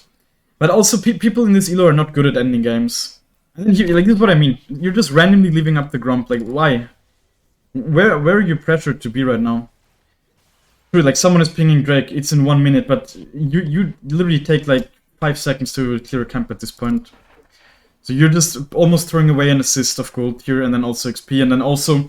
Not just that, like, actually think of the fact that, again, like, it will not even respawn now. So you're just you're not just throwing 100 gold right now, you're also throwing away, like, let's say probably in this game overall another like 400, 300 gold. But just not even making the camp respawn for the next time. Probably even more the way, like, it spawns every 2 minutes, 15 seconds. So if you would clear it on spawn, it would have spawned like another 5 times this game, almost. So it's like literally 500 gold basically that you're just not getting. And then for what, like you're Eing over here, but how are you ever gonna catch an Ezreal, you know? Especially if your E is on cooldown from Eing over the wall. I guess if you go to Crab now, then it's like, at least you got something done, but yeah. Oh, why didn't you commit harder on the Soraka? Definitely you could have committed harder on her. Like, okay, first of all, as I said, do the Grump, and then you will still be here, you know? Like, that's the thing, especially with Blue Smite. Because of the movement speed you get after clearing. Okay, like, okay, you you showed, yeah. you I think accidentally that stepped showed out. already. If you hadn't stepped out, definitely place your W right away. But even then, she's still too close here, right? Like, still place your W somewhere between her and the tower, and then just engage on her and like hard commit, because you're not gonna die, you know.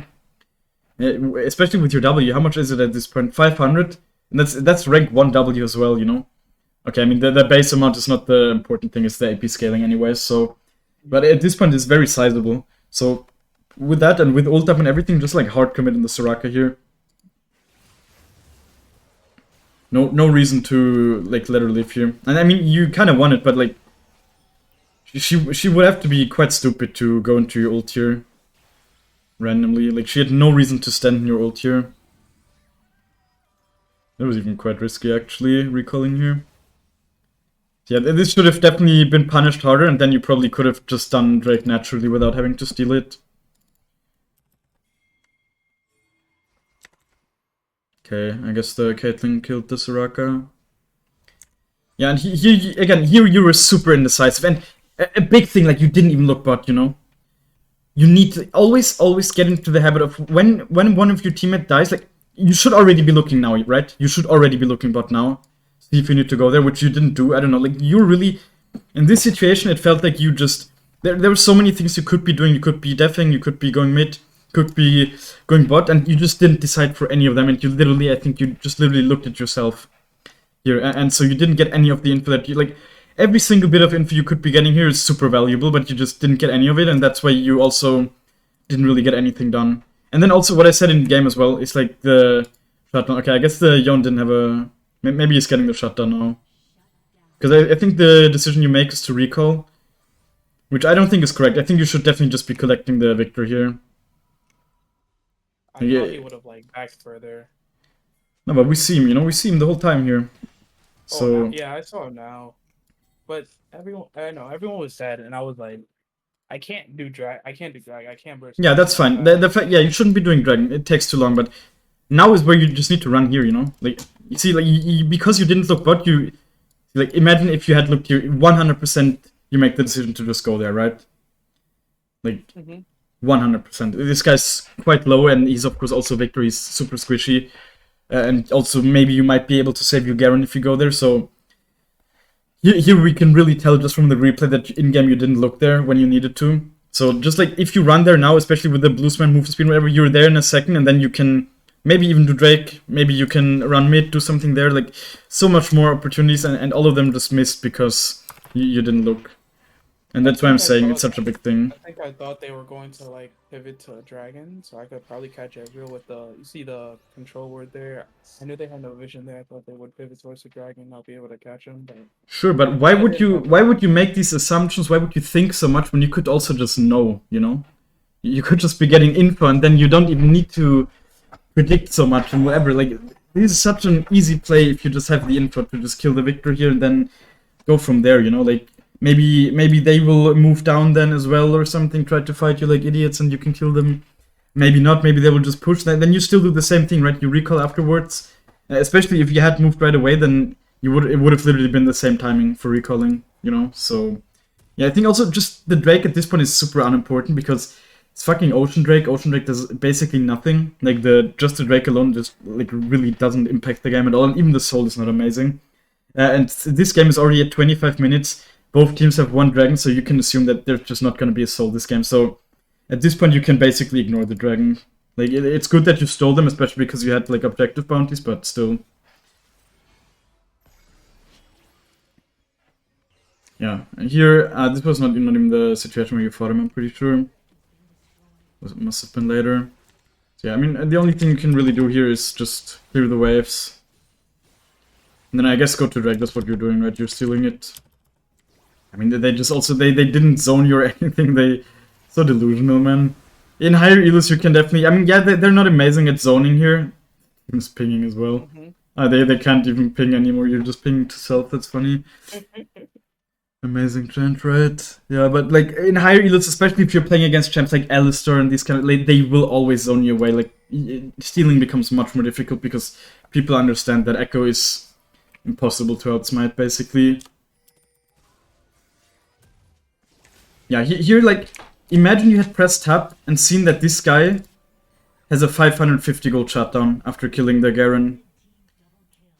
imagine you know that, like, wouldn't you make the decision to at least try and kill him? Especially because now the game's looking kind of bad, you know? You're 5k gold behind, which of course in solo queue is not the end of the world, but like, this Yon is a problem, right? He's fucking level 18, you're level 13, so yeah, I'm gonna be real, I didn't believe too much in you winning this game, but of course any game is winnable, as we could see. Because this guy just, I guess he didn't really push his lead enough. But definitely, you need to make the decision to just all in him here, honestly. Especially because you followed him. And see, you got him kind of low. Here, the correct play is stay on him, Q, Rocket Belt, proc passive, run a bit, like, try to dodge him as well, I guess, if possible, so you can't lifesteal too much. And then just, like, go in with a second rotation. And you probably chase him down here, I'm pretty sure. And that would have been super amazing, of course. You would have been very close to your Rabadons, and then game is much more in your hands again. So you just kind of let him live because you thought he's 10 times stronger, which of course he is, but if you know that he has this much gold, or he's worth this much gold, you should still make the decision to just try and get him there 100%.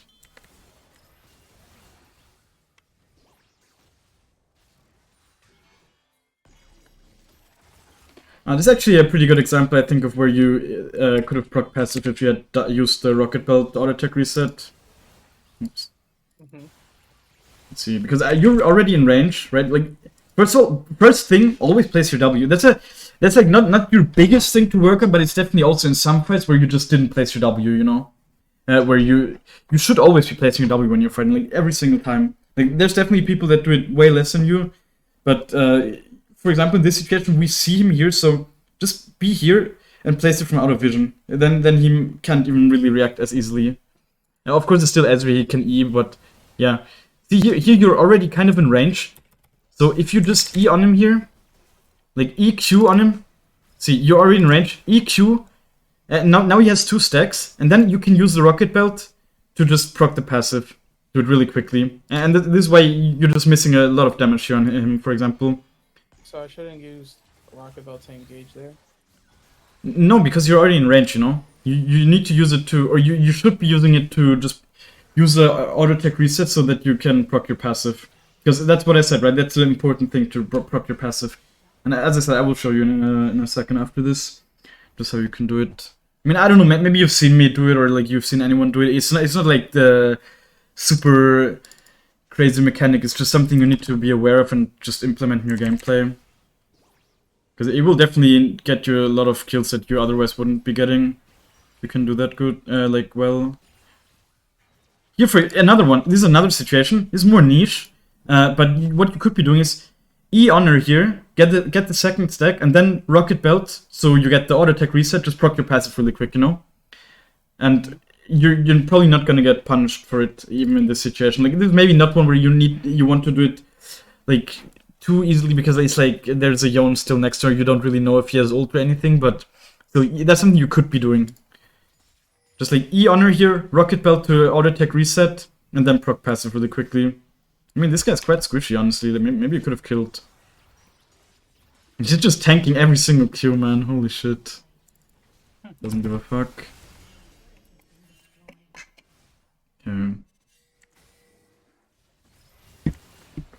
Yeah, very nice. Punish the Soraka for randomly clearing wards on her own.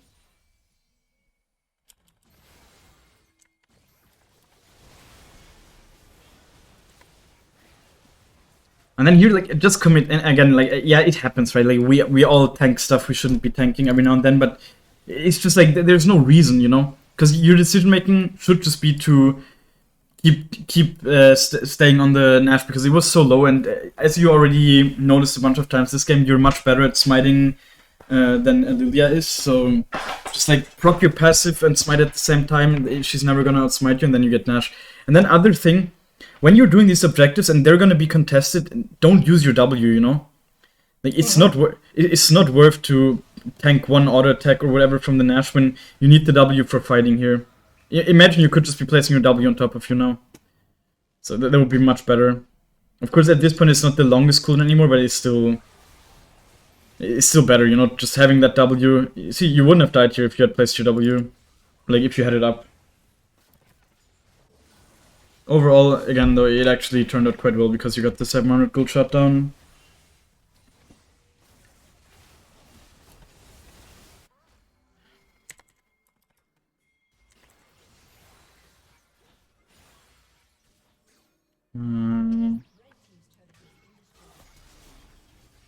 Yeah, and at this point, just do the drag, you know, like, you're actually in a good position here. I think we even...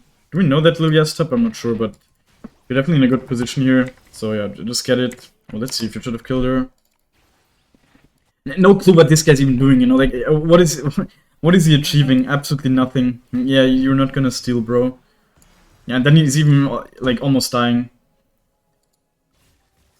I think you kinda cancelled your E and Rocket Belt. Like, you kinda cancelled the dash with it, did you? Wait. No, you didn't, okay. Yeah, I mean, if you're a little bit quicker, you can get the auto attack buffered already, and then you're on her. But, yeah, it happens, I guess. She kinda went out of vision. Yeah, that definitely would have made the difference here to kill her, probably, but whatever. It's not the... Not a game-changing kill, no matter what. And at this point, of course, also, as I said in game, I'm pretty sure, it's like, understand that you're strong here, you know? You have the Rabadons, so... yeah, there's other people in this game that are also strong, but Ekko is a really well-scaling champ, so... Yeah, just like, be aware of that. Don't play too passive or anything. And then here, I think you don't need to ult out right away. Like, it's not a massive mistake, but... Especially because you're so close to level 16, it definitely sucks a bit, you know? Your ult cooldown could be much lower, and then, like... Look, I guess what I wrote down is, like, just ult reactively, you know? Ult if he ults you, if not, just proc your passive and run. You know, if he doesn't ult you right away, he won't CC you, so and he also won't one-shot you. So just, like... And also in these situations where, you should be expecting that people are in your jungle, so it's not even a bad idea to just place your W somewhere to check, you know, when you need to face check. At least you swept here. I was about to write down, like, sweep. Because you need to know if you're being spotted by wards or whatever anyways, but... Like, yeah, definitely a little bit too scared to this ult.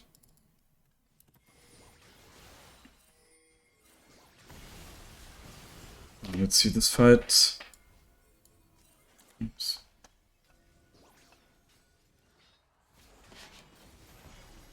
You eat the ward accidentally. Do you have, like, target champions only bound where your cursor goes red like this? Definitely bind that is really good. I don't know. I can't do it in this, but it's like under... It's like one of the lower ones. You'll find it. Like, I have it on spacebar, so, like, basically whenever I'm fighting, I just have that on. So this kind of stuff can't even happen, and especially in minion waves, it's super useful. Okay. Yeah, definitely made you miss out on the Soraka kill here, which of course hurts a bit. And then also, again, with the Rocket Belt here, I think if you just Rocket Belt and do the combo really quickly, then it's even better. I didn't even use it at all here.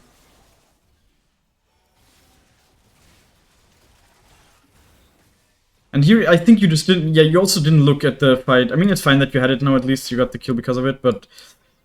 it took you a little bit too long to go back to watching the fight, because it actually turned out quite well for you, right? And then here in game I was already told you, I don't know, like, just keep attacking, you're not gonna die, you know? You're not instantly, and as I said, the Lilia's pushing you, so you really need to be going there.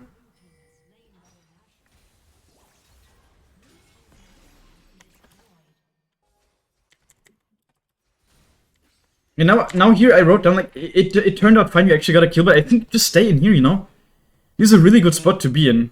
Like, just be patient, your team will shove this wave in, like, they will handle it. Just stay in here, see if you can get a free pick. Especially if someone is face-checking you, you can land a free ult, you know? Every time someone is face-checking and you're in a brush like this, always ult first. Every single time. That's a very common misconception. I feel like I've seen people do, they don't want to ult first, but there's so many reasons to ult first. Like, sure, you're not gonna heal, you're not gonna use that, but you're always gonna one-shot, especially in late game. And then also, you're gonna get people to that W threshold quicker. And of course, ult is just a really difficult spell to hit, you know? So getting a free hit is really good. Yeah, the Lilia just kind of trolled here, so really nice for you. And then here... yeah, you didn't really play around the Soraka silence. Yeah.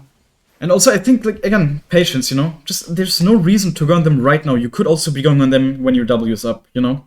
And that just have that shield here and then you don't die. Just patience getting punished a bit, or impatience. But your team actually handles it and they do end. So, yeah, as I said, I think you pulled your weight, but like, there was a lot of stuff that I talked about, of course, so you definitely made a bunch of mistakes, especially in the early game. And especially a lot of the mistakes were just you deciding not to farm and this kind of stuff, so Yeah, let me just show you really quickly the combos that I was referring to, and then I guess you can also ask me like some questions if you have some now. Um, so Nashor's Tooth. When do you build that? Because I First, you mean, or in sometimes general? um I know when I verse like bruisers or small range champions, I know I build Nashors first because those duels are really hard to win when you just use your burst really quick and you have nothing else to use at that point. So what champions do you think are that like those specific I actually thought about, I actually started thinking about the Nashos in a different way nowadays. I'm not sure if it's correct, but it's like, for me, since with Nashos, the most value you will get out of it is if you're able to auto-attack the enemies a lot, you know? And you're usually not able to do that unless you're ahead. So, it's like, I usually like to buy it more when I feel like I'm just stronger than the enemies. And I like the Lich Bane more in games where I feel like I would rather just play in bursts, you know? But like there's definitely, I think honestly, just buy whatever item you like more. Like really just buy whatever item you feel like fits your playstyle more. Like either Naturals or Lich Bane, and learn the limits with it. You know? yeah. I don't even think you should be switching it up too much. Like I've been buying Lich Bane every game and I really liked it. Because I find when I use Lich Bane, like when I do the Proto Belt into Lich Bane, I find myself more of like a duelist Echo when I'm playing with like Nactors too. So like Yeah, when but I'm using like that's not always yeah, optimal, right? Like because in some games you yeah, just might die too easily with that. So yeah, let me just show you, I guess. So what you're basically always doing is like this. Right, and that's fine, like, you at least get some value out of it. What you also could be doing is just like this, you know? Where you're just, especially when you're in range, you know? And that way you proc passive so quick that, especially in your elo, people will not respect it. They really won't. And let's see, for example, what I said. Here, we have one stack of platinum. What you can do is just this, and then also proc it really quickly, you know? Because you can see, I don't have a lot of attack speed, but it still is really quick, because we just use the auto attack reset, and then like that's everything you need to think about. It's just like, how am I gonna proc passive? You can also, for example, do like this or whatever. Like just okay, what happened here? I didn't do the auto attack before, but like it's always gonna look different. Like with good Ekko mates, it's always gonna look different how you proc it. It's just important that you do proc it. And the general combo, I guess, for engaging on people is just this, because then you also slow them and whatever. And it's of course just like the max range combo. So I guess just practice this. I think you're definitely ready to implement this kind of stuff in your gameplay. I guess another small thing is also not skilling ult at level 6. I'm pretty sure you did that, right? You skilled ult. I did because it's I don't know, it feels really what is it? Because sometimes I do lose track of where my ult is, so kind of predicting it in the moment or knowing in the moment where it is and then leveling it up and then using it. Yeah, but it's definitely worth it, you know. And yeah, it is for sure difficult at first, maybe. Not even that difficult, but just imagine if it's difficult for you, then it's gonna be even more difficult for the enemy to keep track of. And not just that, of course, they don't even know if you have it up. That's like the main thing, right? Like just today, actually, I had like an enemy that was like really mad, and he was like, "Oh, what the fuck? You had ult?" And so it's like it's just something they can't play around, you know. And especially in your elo, people won't be aware of it. Like they really won't. So just get used to it. I think you're also ready to do that just mechanically, because most of the basic Ekko, like the way you play Ekko, I think is definitely correct most of the time, right? You're playing around your abilities and this kind of stuff. But that's why I think these kind of more advanced stuff, like using the rocket build resets, is definitely gonna be something that's just gonna help you climb. And overall, I think mechanics are probably the easiest way to climb, right? Just being better mechanically, it can definitely outweigh a lot of the bad decision making as well. So yeah, I guess those are the main things I want you to focus on. And then of course, as I said, right, with the farming and whatever, it's definitely really important as well. But it didn't look like that was a very common problem in your OPGG. But in this game, definitely, you just made the decision not to farm too often. I guess in your losses, you definitely have too low farm, right? Like, Sure, in losses you will have lower average farm, but you still should be having like at least 6 or something, you know, in most of them. Like So diverse, a lot of junglers that do like to counter jungle, and they can only really do that if they're really ahead of you, you know. So there had to be something that's even leading up to them being able to do that, you know. yeah. So yeah, I mean, yeah, that's a very common complaint I hear from people is that they're getting invaded. But for example, like I personally, I really don't get invaded a lot, and I think if you clear efficiently and whatever, you really shouldn't be able to get invaded too much. And sometimes you will be, and especially if the enemy team is also like helping, like the laners are moving or whatever, then yeah, you just need to give it up. Just try to force something on the other side of the map and accept that you're losing a little bit of gold. You know, like losing 200 gold or whatever once or twice is really not the end of the world. Especially if you can, of course, get something on the other side of the map. So, yeah, you have any more questions or? How do you play against Briar? Because I Against who? have not learned yet. Briar. Briar. I actually played against her twice today. I think the important thing is just to respect the fact that she's like a champ like Warwick or whatever. You just really need to understand that they will beat you down if you stand close to them. See, I won both of these games. It's like, just accept that, yeah, just like Kyder, I guess. Play against her like you would play against Warwick. Basically exactly like that, I would say. Just throw Qs at her and only go in for passive procs. And also really important, I guess, be aware of her E, you know, when she's charging up that like blood thing where she pushes you. Be aware of not to proc your passive into that because it's like a 40 or something % damage reduction, so it's quite big.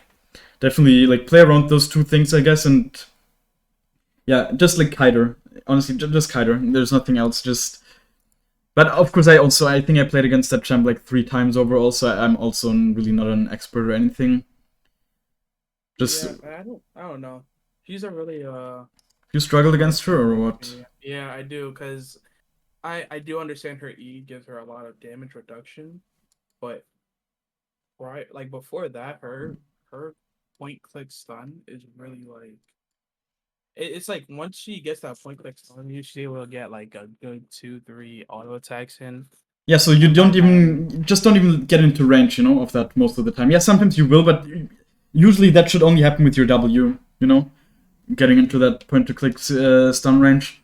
And then also just the way, look what they're even building. They're always building this kind of tanky stuff, so most of the time you should just not even focus Briar at all, you know.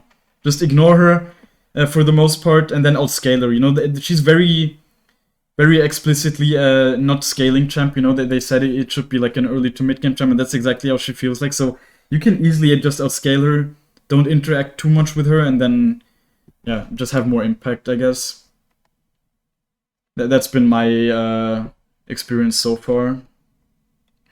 So, yeah. I hope this was helpful. I can also send you the notes if you want. But yeah, I will upload this session to YouTube, of course, and this kind of stuff. But if you want, you can already take a look at the Twitch bot, because it's probably gonna be uploaded sometime next week. Okay. So, yeah.